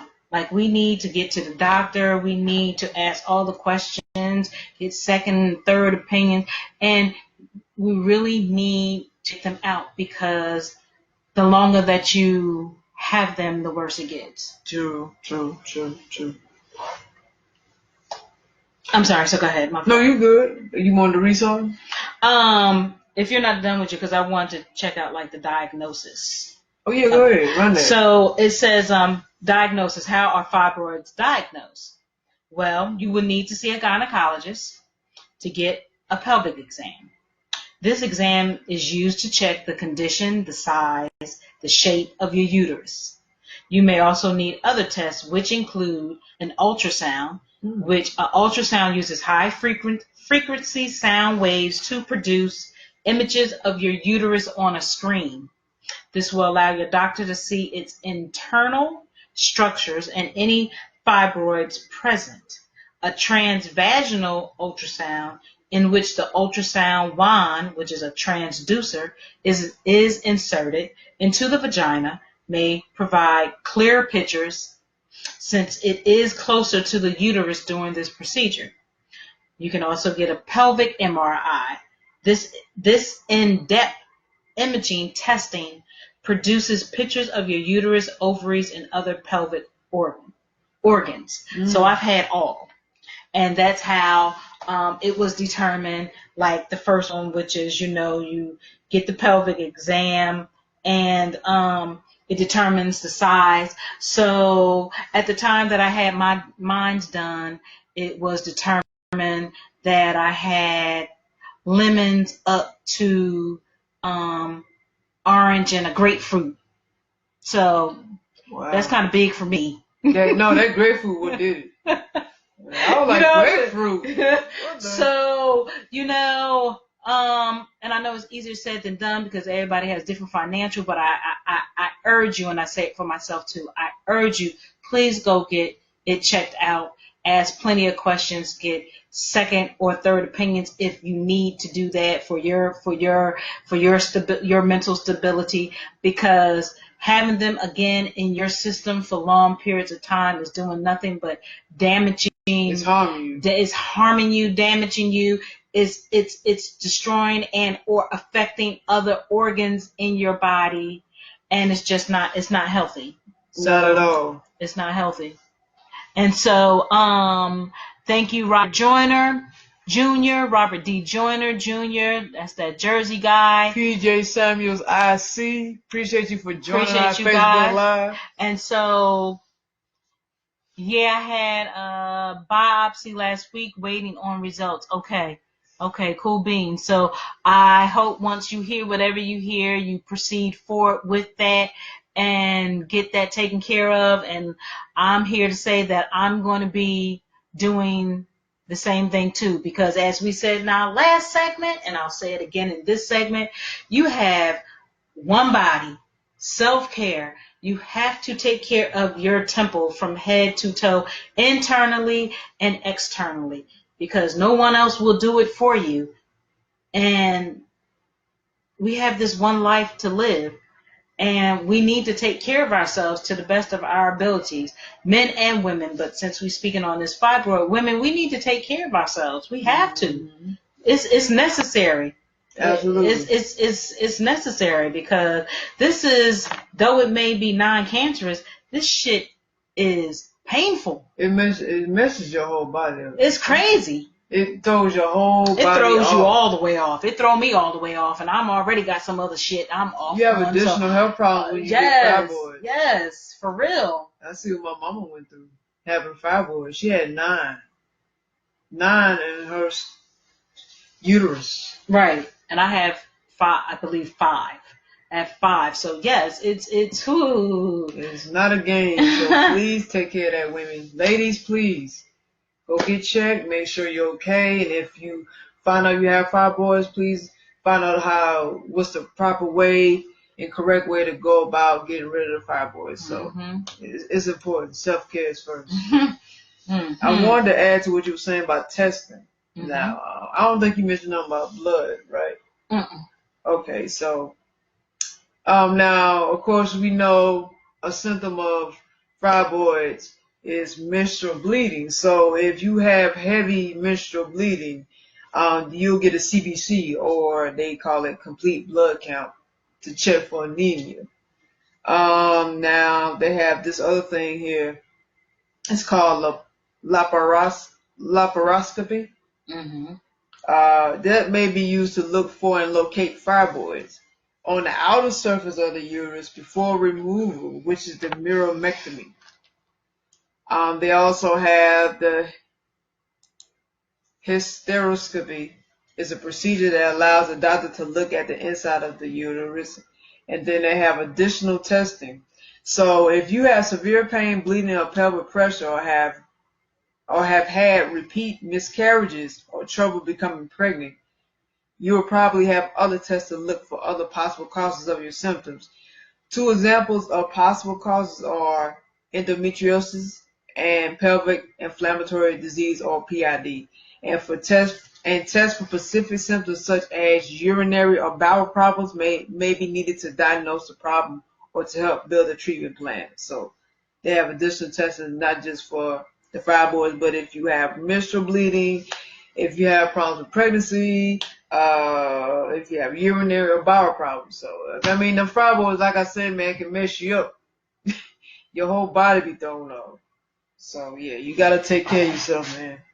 And the ibuprofen 800 is not working. No, ma'am. Listen, no, ma'am. It is not working. Not for me. No, ma'am. Listen, when you feel like you got to put on a diaper, I've never put on one, but put on one of them old folk diapers. Put on them Depends. Put them Depends on. Listen, I've never had to, but Shit, you just might have to.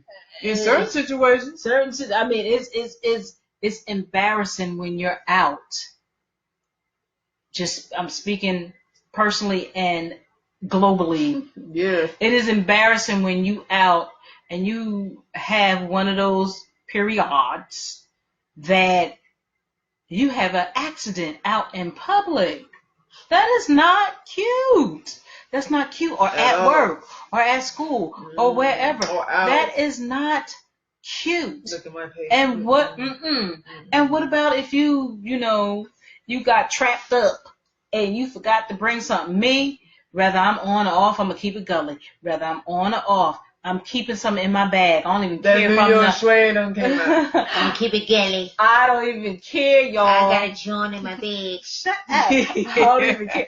I'm keeping me, like, my bag, my jersey book, coming out. You see that? my book bag is packed. That's why my shoulders be hurting, y'all. But like, you're gonna be safe. I am prepared regardless. I am prepared. Regardless. Your voice got deep like that. My voice. I'm so serious. Listen, this is where it takes you. This is where. Shut up. This is where it takes you, yo. Like, you gotta be prepared. It is not cute being out in public and it hit you. That's not cute. I'm gonna keep it 100. I'm gonna keep it.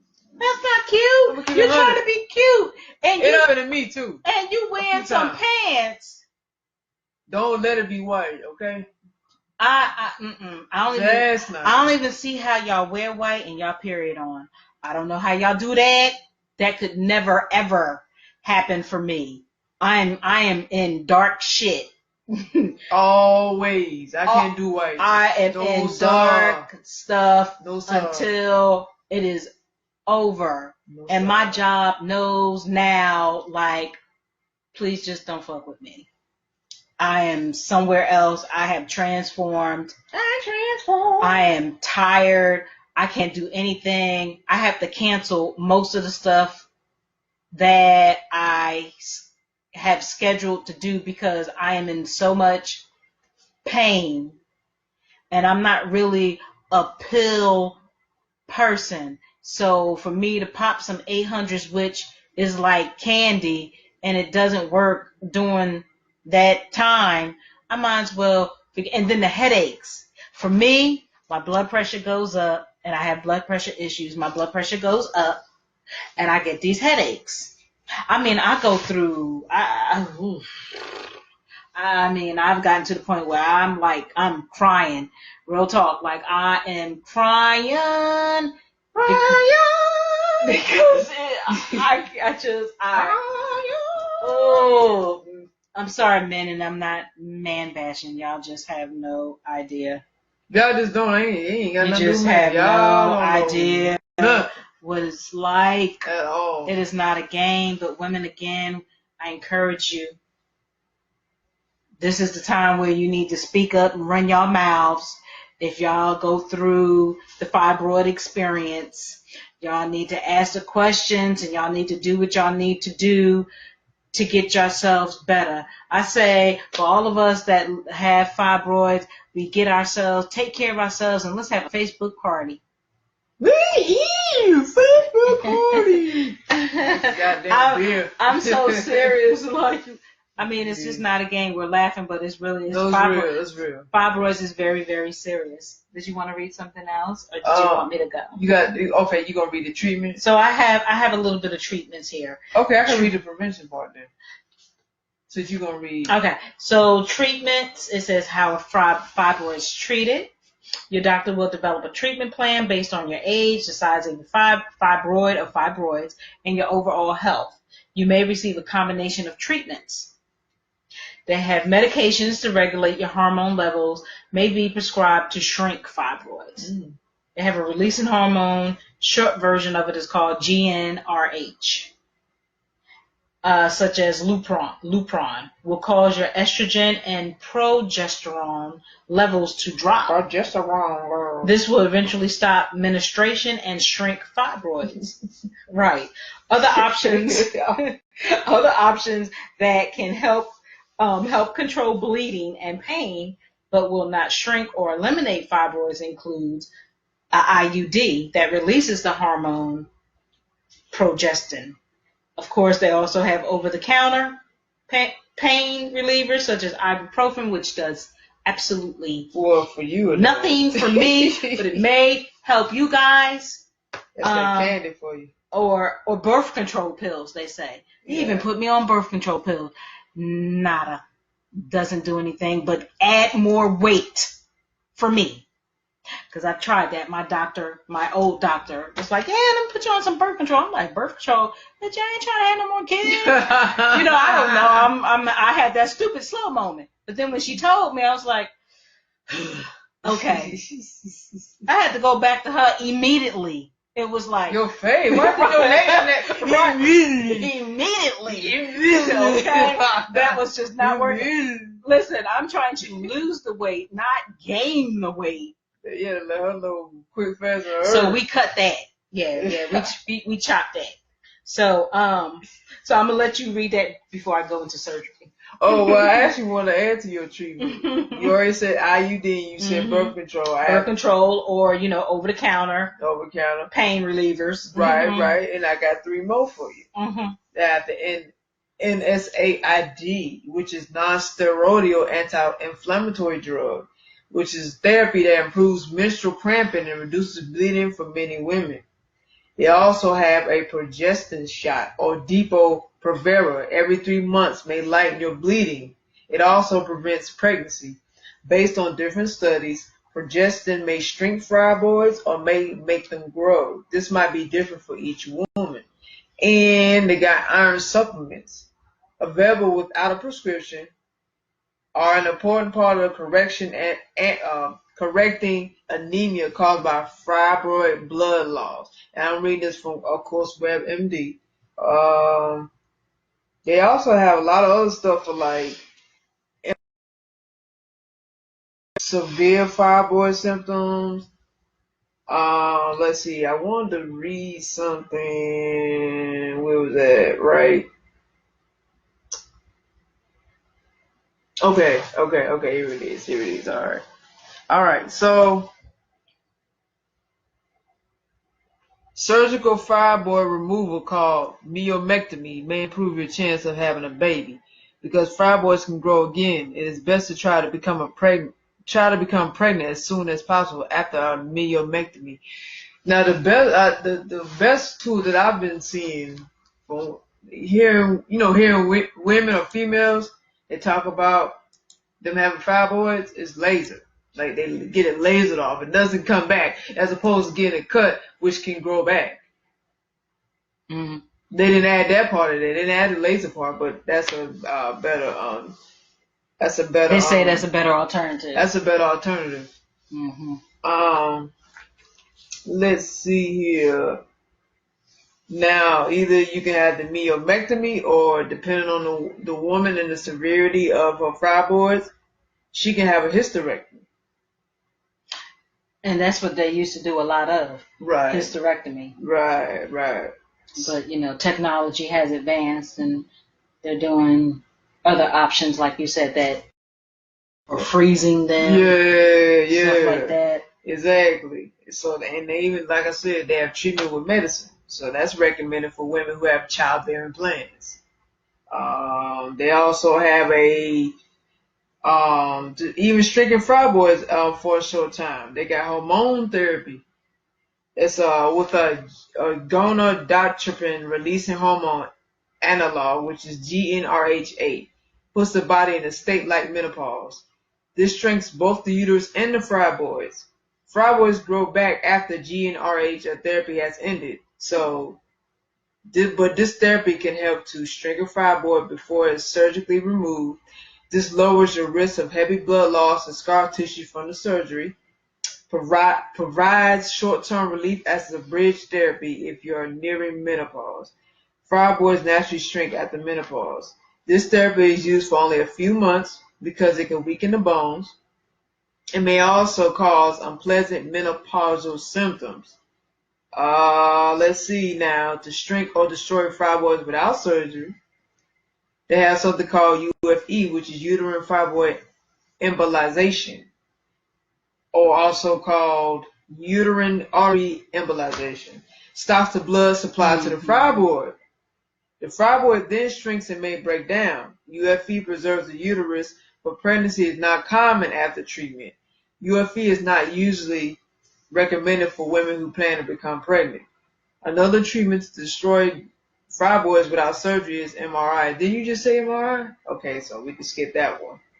So you can repeat it again so it can be aware. Yeah. I just didn't want to repeat the same thing you repeat. You know what I'm saying? But I can read it again if you want me to. So that treatment is an MRI, which is a guided focused ultrasound.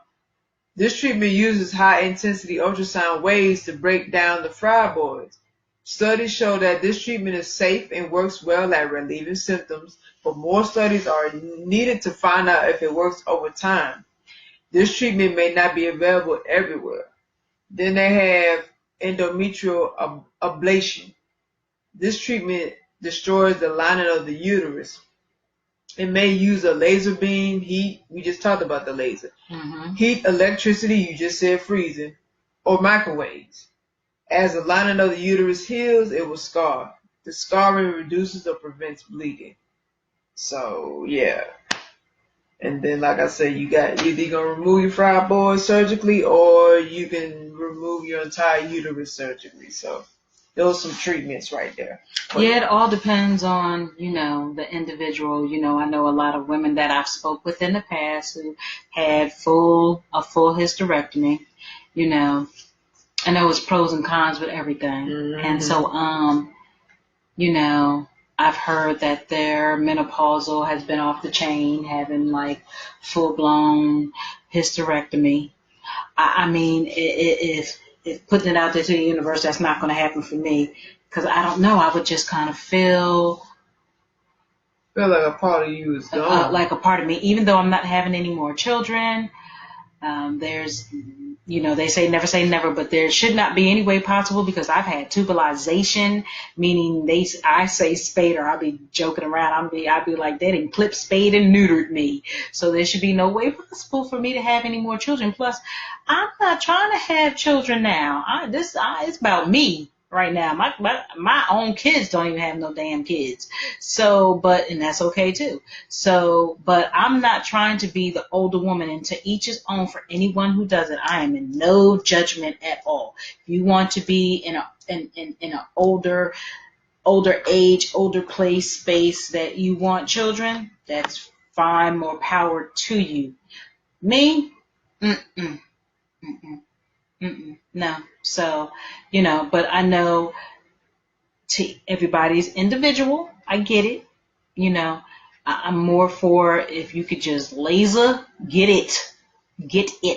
I'm so serious. Like, I know it. I know some form of treatment has to happen, and hopefully it will be laser.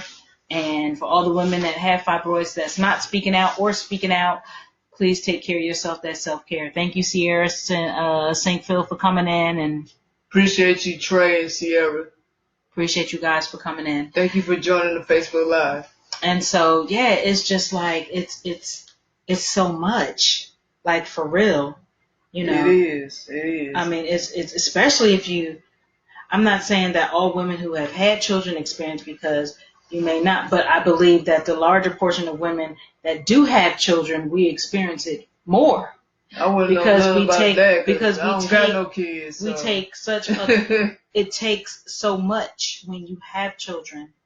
We all go through different individual experience with having but I children. will say, yes, absolutely. I will say, women's body goes through a lot of changes. I will say that. Besides just fibroids, just in general. The woman's body goes through changes. And the way that our bodies expand is amazing. Man, the creator's good. It shows you how great he is. I mean, great the force is. Excuse me, the force is. Mm-hmm. Yeah, like you said. I mean, our bodies can stretch.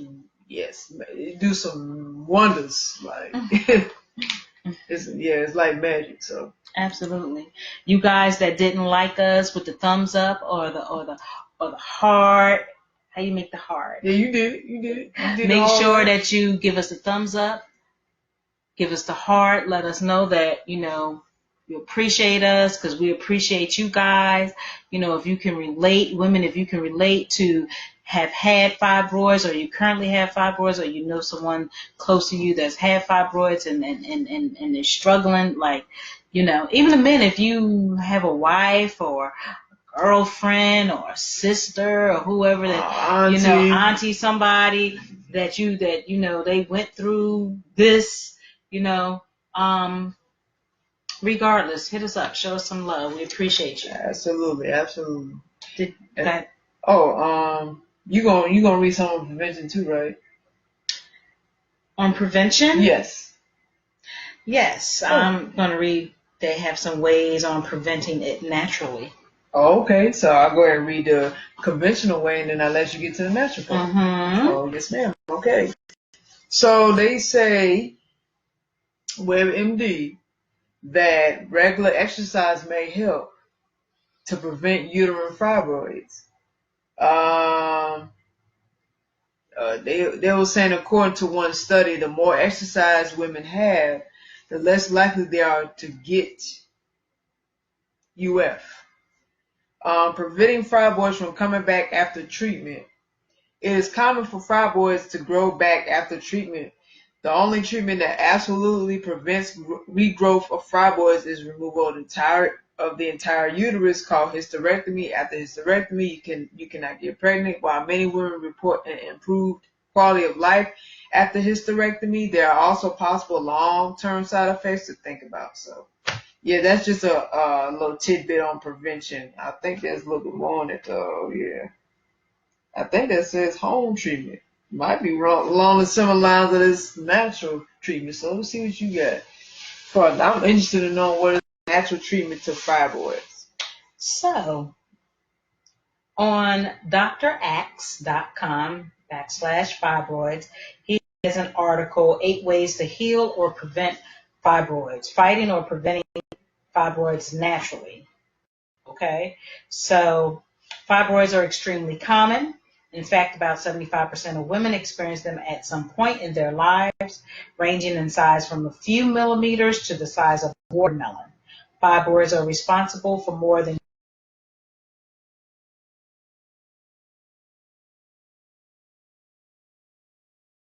and we already know what fibroids are. They're non-cancerous tumors found in the uterine walls. Studies have shown that avoiding high blood pressure lowers the risk of developing them. According to research from the Harvard Medical School and Harvard School of Public Health, there's a strong and independent association between blood pressure and the risk of fibroids. Honey, then I need to, in premenopausal women. Some risk factors for fibroids are out of your control, but there are many higher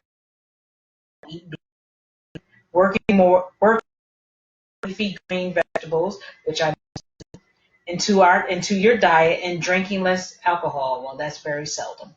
There are also a lot of things you can do to balance your hormones naturally, which is a key part of natural fibroid treatment. So with that being said, I see a comment. Oh, please do. PJ Samuel says, even more than the individual issues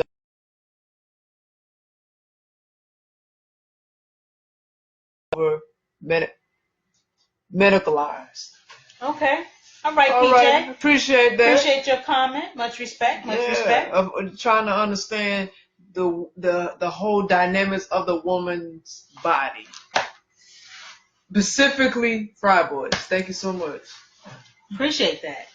So. And shout out to T. Is that T.I.? Oh, is that T? I think that's T. Is that T? I can't T-Dav. T-Dav. I hope I said your name right. If I didn't, I apologize. But thank you for tuning in, joining our Facebook Live. Thank you so much. Thank you, guys. So this may resonate with you or not, but this is what's in this article. Number 1, avoid foods that make it worse. This includes high-fat processed meats. High-fat processed meats are some of the worst food choices for women when it comes to fibroids.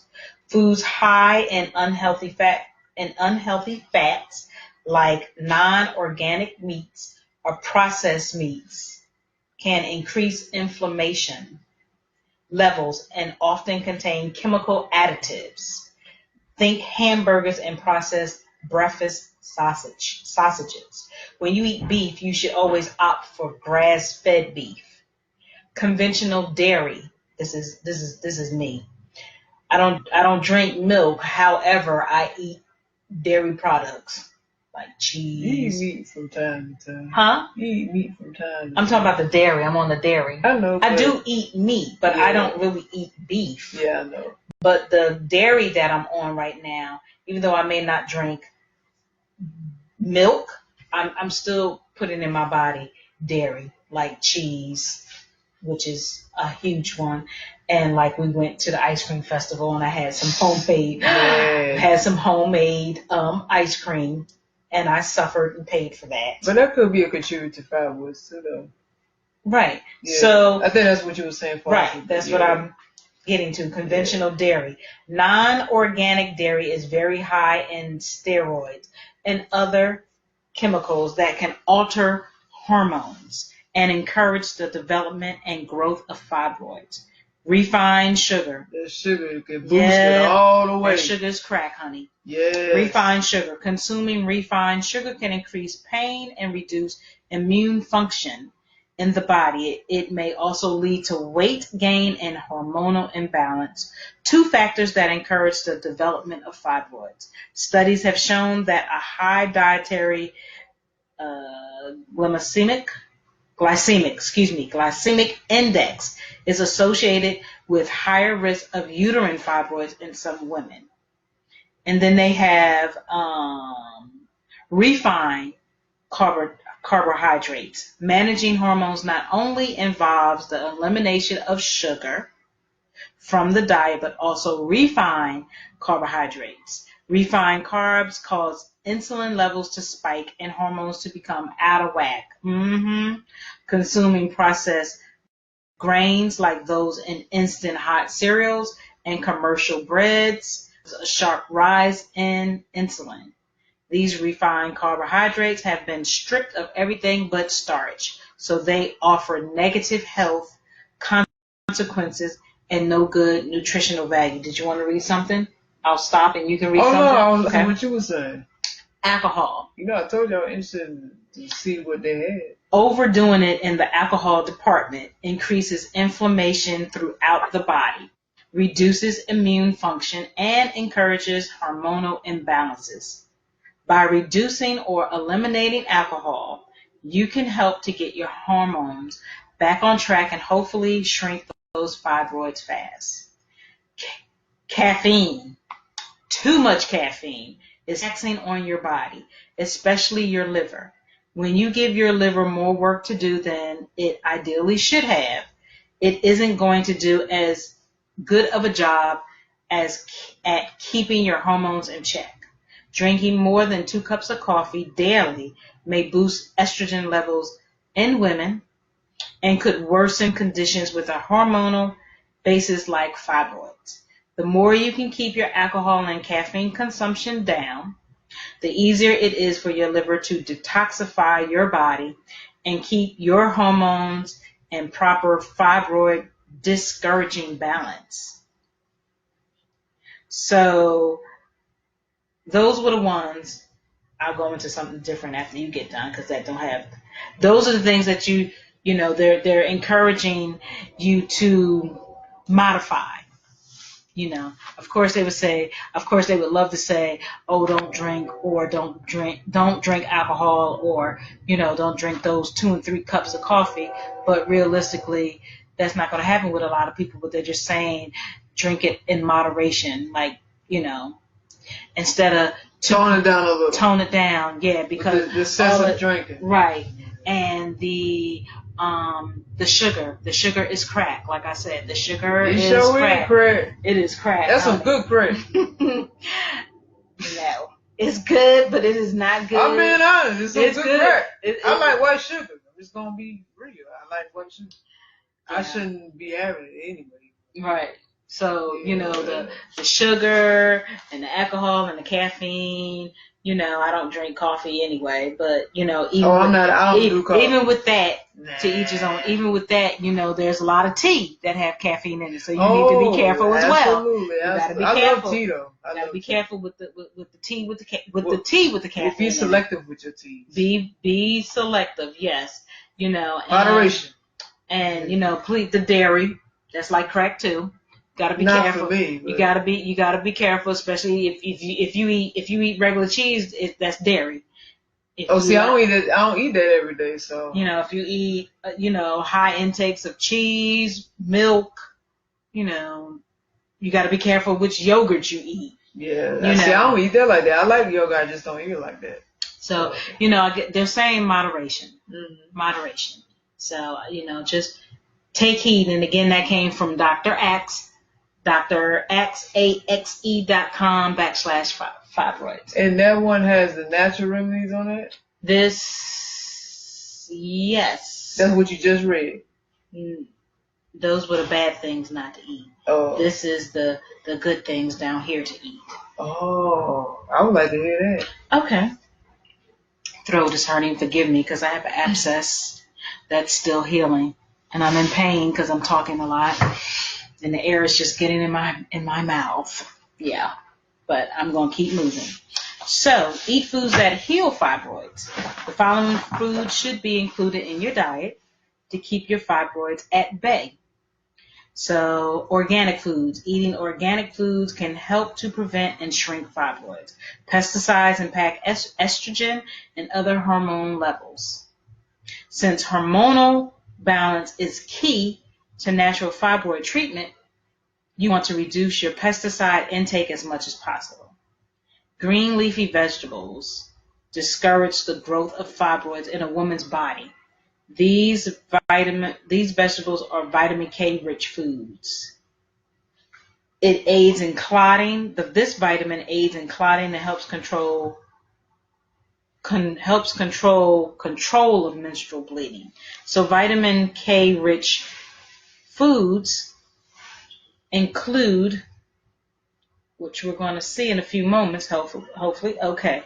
They include,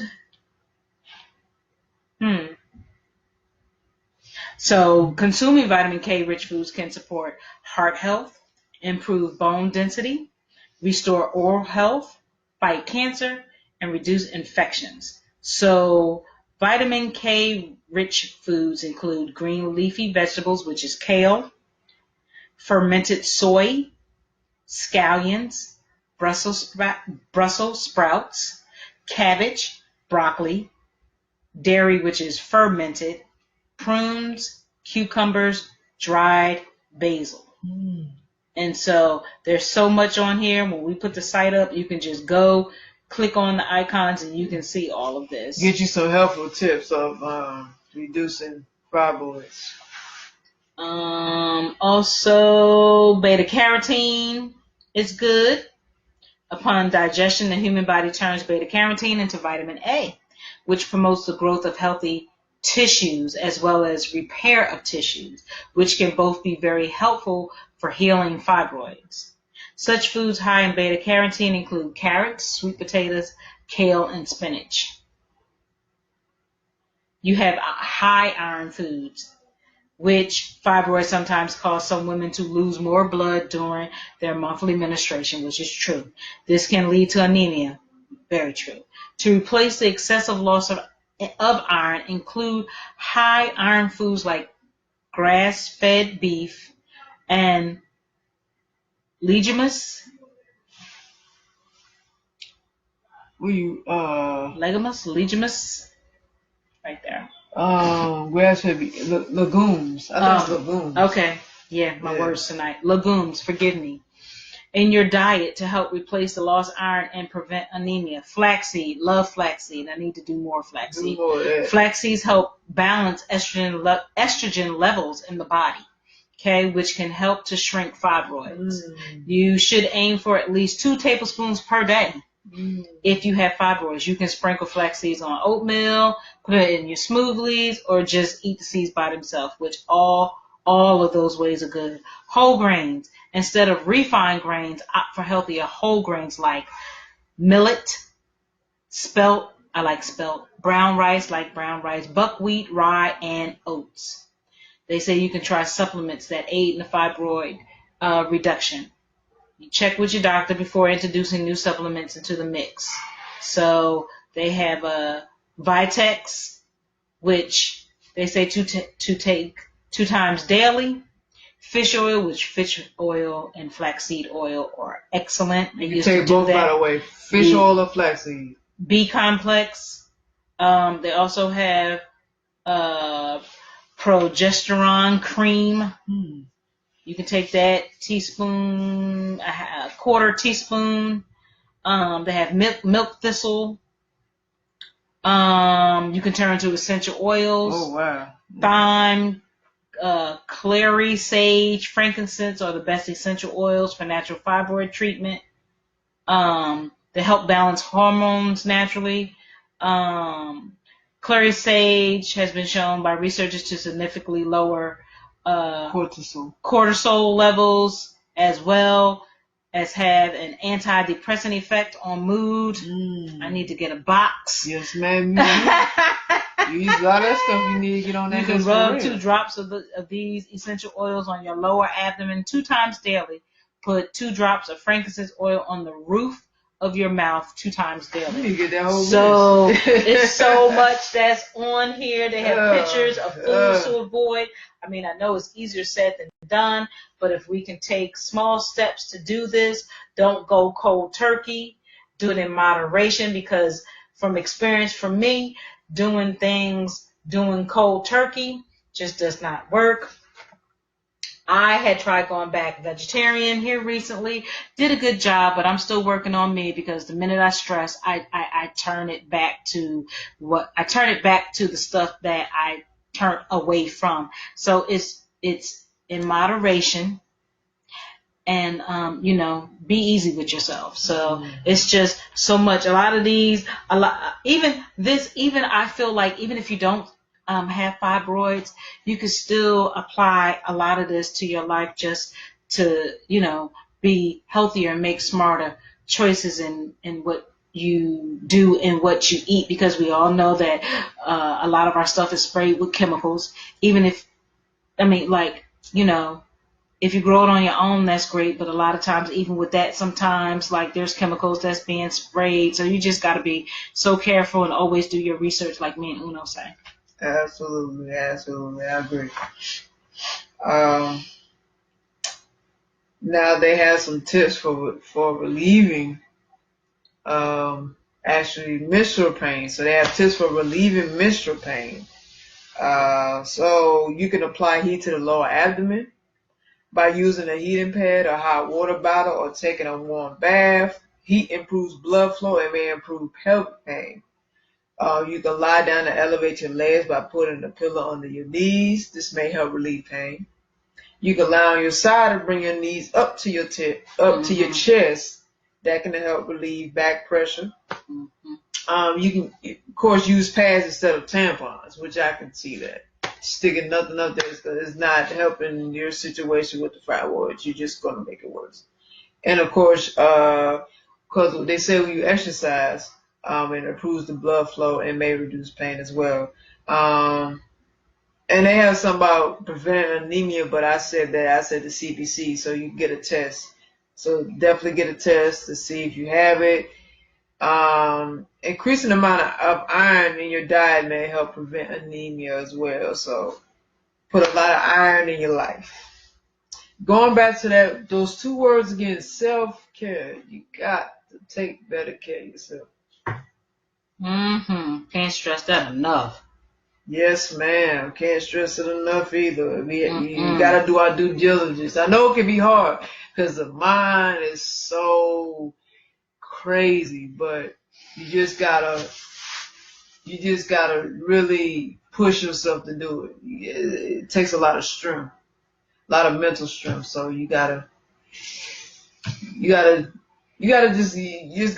do it. Excuse me. Fight Discipline it. yourself. Condition yourself, fight it, and just do it. Because really, once you do it, now you're reprogramming your mind to how you used to be, like your health habits. Your mind gets adjusted with that. So now you'll focus more on improving your body. So yeah, you gotta take a lot of care of your body. Guard your temper. So like I said, once you focus on reconditioning yourself, it becomes easy. It'll be like a habit. Like you won't even want that those bad health habits in your life. You just want to keep healthy. That's how your mind's gonna be set up once you do it. So yeah. That's true. They actually had some more. Certain herbal teas that you can drink. Teas that are made with milk thistle, yellow dock, dandelion root, chastaberry, nettle, and red raspberry all have systematic benefits for the uterus and reproductive system. They say try castor oil packs to your abdomen. You increase circulation and circulatory to the white blood cells that eliminate disease-causing toxins from your body. Many holistic practitioners believe a buildup of toxins plays an important role in fibroid development. I believe that. Avoid exposure to environmental toxins.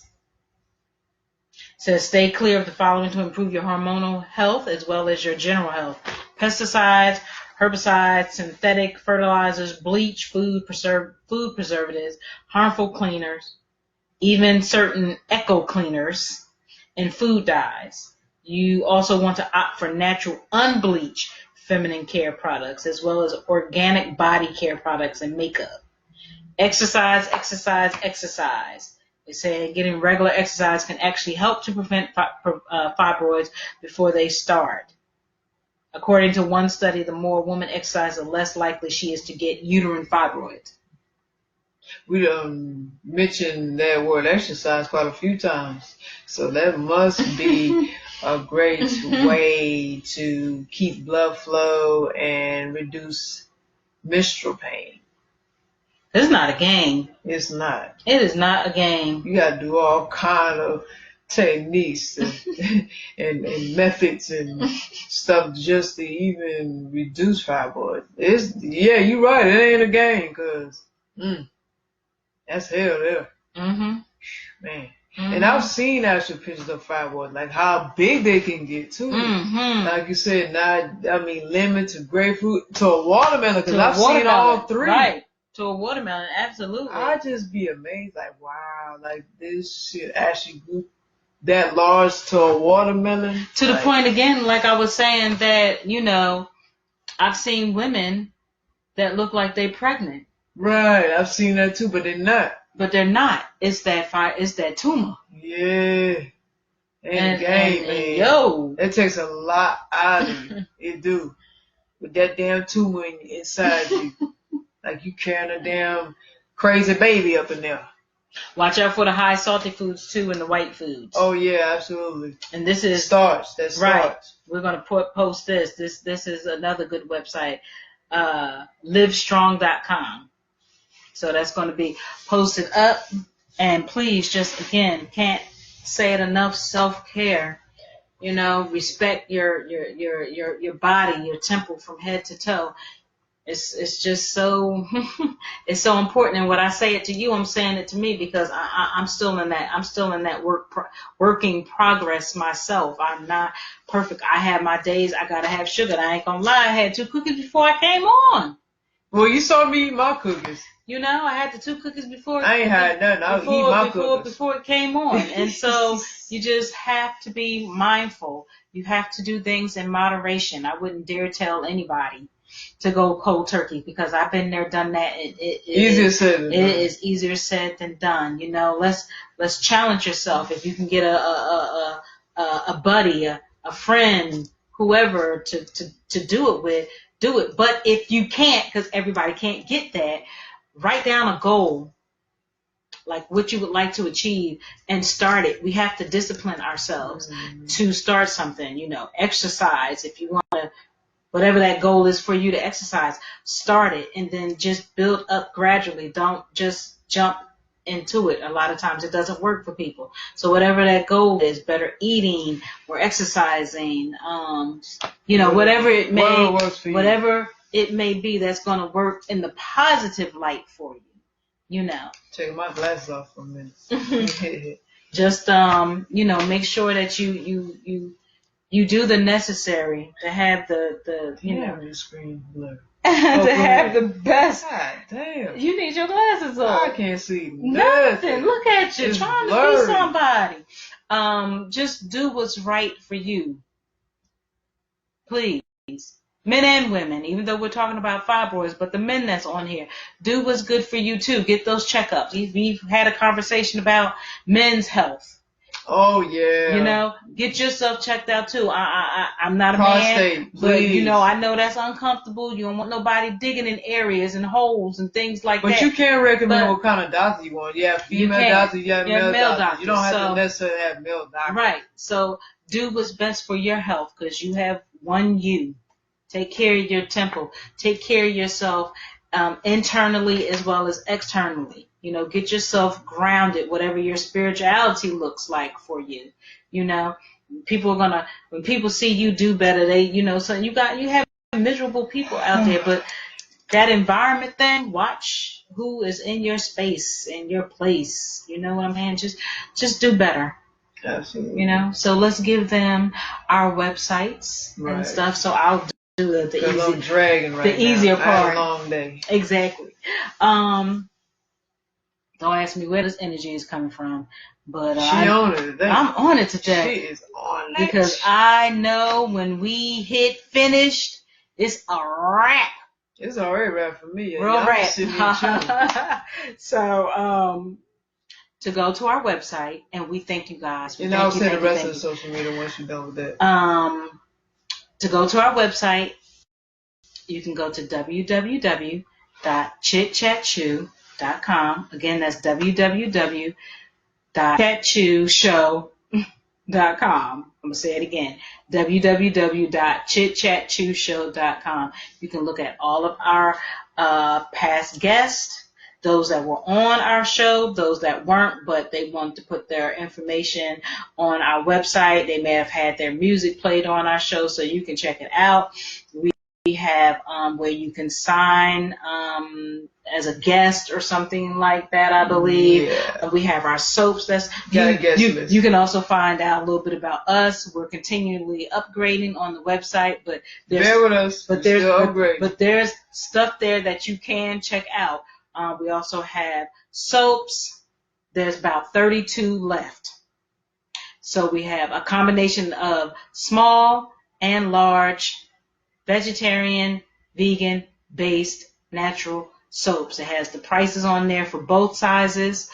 So please, purchase those. We appreciate you guys.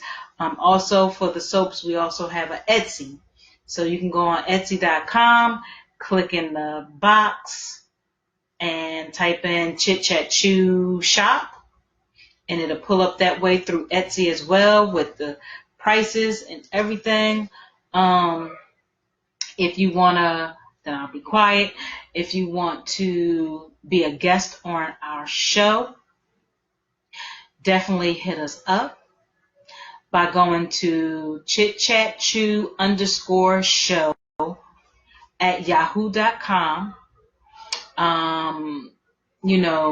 Small business, solo business, working for a large company, activism liaison, you have something to say, you want to get on our show, if you're interested, definitely hit us up. Again, it's chitchatchew_show at yahoo.com.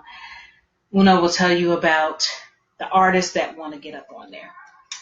Okay, so the artists, if you want to get on you want to get your music played, or you want, the first thing, before you can even, have you featured on our website, you first got to hear the music. Or if you want to interview with us on our show, we got to hear your music first, because we're not going to just agree to have you on if we don't know nothing about what you're doing. So, artists, if you have music, please send it to chitchatchew_show at yahoo.com. Again, chitchatchew_show at yahoo.com. It must be quality all across the board. That includes not only sound, but content. Content is important. It has to be, you have to be saying something. It has to have a message. It has to be, witty, lyrical, real. You know what I'm saying? It has to be true. I mean, your music has to be saying something, period. It has to be good music. So that's what we're looking for. I mean, of course, go ahead and send over your music, but just know when we're listening to your music, I'm going to be listening to it. And then she listened to Jay listened to it. She listened to it later. So, but in the process of me actually going to the email and listen to it, I actually sit down and listen to every single track that has been sent since we started the show. So we look for good music, something that's different, something that's creative, and rather you rap, rather you sing, whatever it is that you do, just send your music and I'll check it out.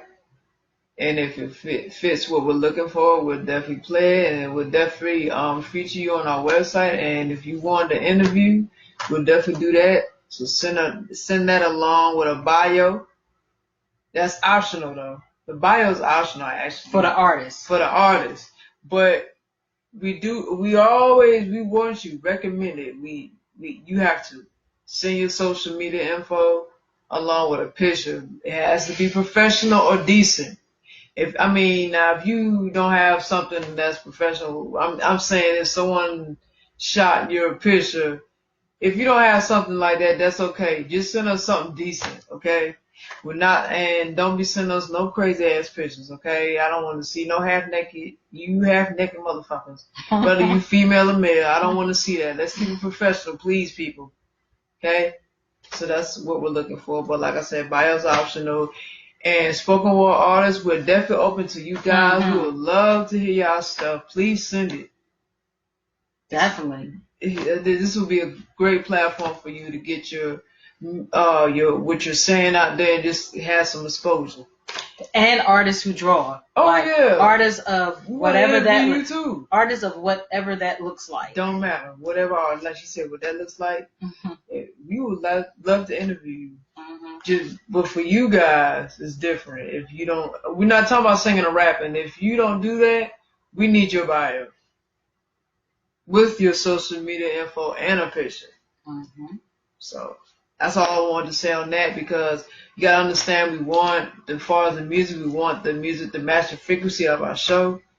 So that's what we want to keep it as. There's so many platforms for all this mainstream typical music. So you can take that over there. So just know, if it don't get played, don't take it personal. We told you what we were looking for in the beginning. That's it. And so we have YouTube. Oh yeah, let me tell you the social media. Yeah, I'm glad you reminded me. All right. She's tired. Yes, I'm tired. I had a long day. We both are. I worked my ass off today. Work. So for our Instagram at Chit Chat Chew Show. Follow us on Instagram. We have a Twitter at Chit_Chat_Chew. Again, at Chit_Chat_Chew. Follow us on Twitter. Retweet us. We have a Facebook. One is a Facebook page and one is a group. So the Facebook page is Chit Chat Chew Show, LLC. Like and share us on Facebook. We have a group, which is Chit Chat Chew Radio Show. So if you want to be added to the group, let us know, whether it's tagging through inbox or email, doesn't matter. Just let us know. Chit Chat Chew Radio Show will add you to the group to keep up with us and be updated on what's going on. We just share news and anything else, and anything artist related, we'll share that too. Doesn't matter. So we're all about supporting people. We have a Vimeo, which is at Chit Chat Chew Show. We also have a YouTube. Subscribe to our YouTube, Chit Chat Chew Show. So subscribe on there, like, and drop a comment on our videos as well. We would love the feedback. Thank you so much. Oh, and also on that website, on our chitchatchewshow.com website, we have sponsorship packages for smaller businesses as well as larger businesses / corporations. So check it out. If it's something that's interesting to you, definitely let us know, because it explains all, how you could be, featured and be on our website, and all of that is very in depth. So check out the sponsorship packages and let us know if you're interested. And I think that we have said all of our social medias. We thank you again for tuning in to the topics. Next week, we're going to do another Facebook Live. It'll probably be on Uno's page. So next week, in advance, we are going to be speaking on juvenile arthritis. Yep, that's it. Juvenile arthritis. The flyer's already ready, so it's going to be out. Juvenile Arthritis Awareness Month. And also National Minority Mental Health Awareness Month. And we plan on, if all goes right to the universe, we're going to have a speaker. Yes. And we're going to be... It's going to go right. I want it to. I hope it does. It's going to go right. And we're going to have a guest that's going to speak on her experience with living with mental illness. So those are going to be the two topics. She's going to be on Zoom? If not Zoom, then the other site. Be Live. Oh, Be Live, okay. One of those two, but you guys will find out. And if it's Be Live, we'll give you the details on how to actually get on there and listen to the interview. So make sure that you definitely stay tuned for that. Again, we appreciate you guys. Enjoy the rest of your evening. As always, love on yourself. Be good to yourself. Respect yourself. Take care of yourself. Your whole temple, head to toe. Take care of yourself inside and out. You know, go volunteer somewhere. Help somebody else. That's blessings and good fortunes for you also. You know, I speak that because we need to do that more as well. So when you do that, blessings come back. Believe me when I tell you, I've witnessed it and experienced it. So, enjoy the rest of your week. I'm excited about Chit Chat Chew and where it's going. And that's all I have to say besides, my favorite. Peace, love, and hair grease. Chew!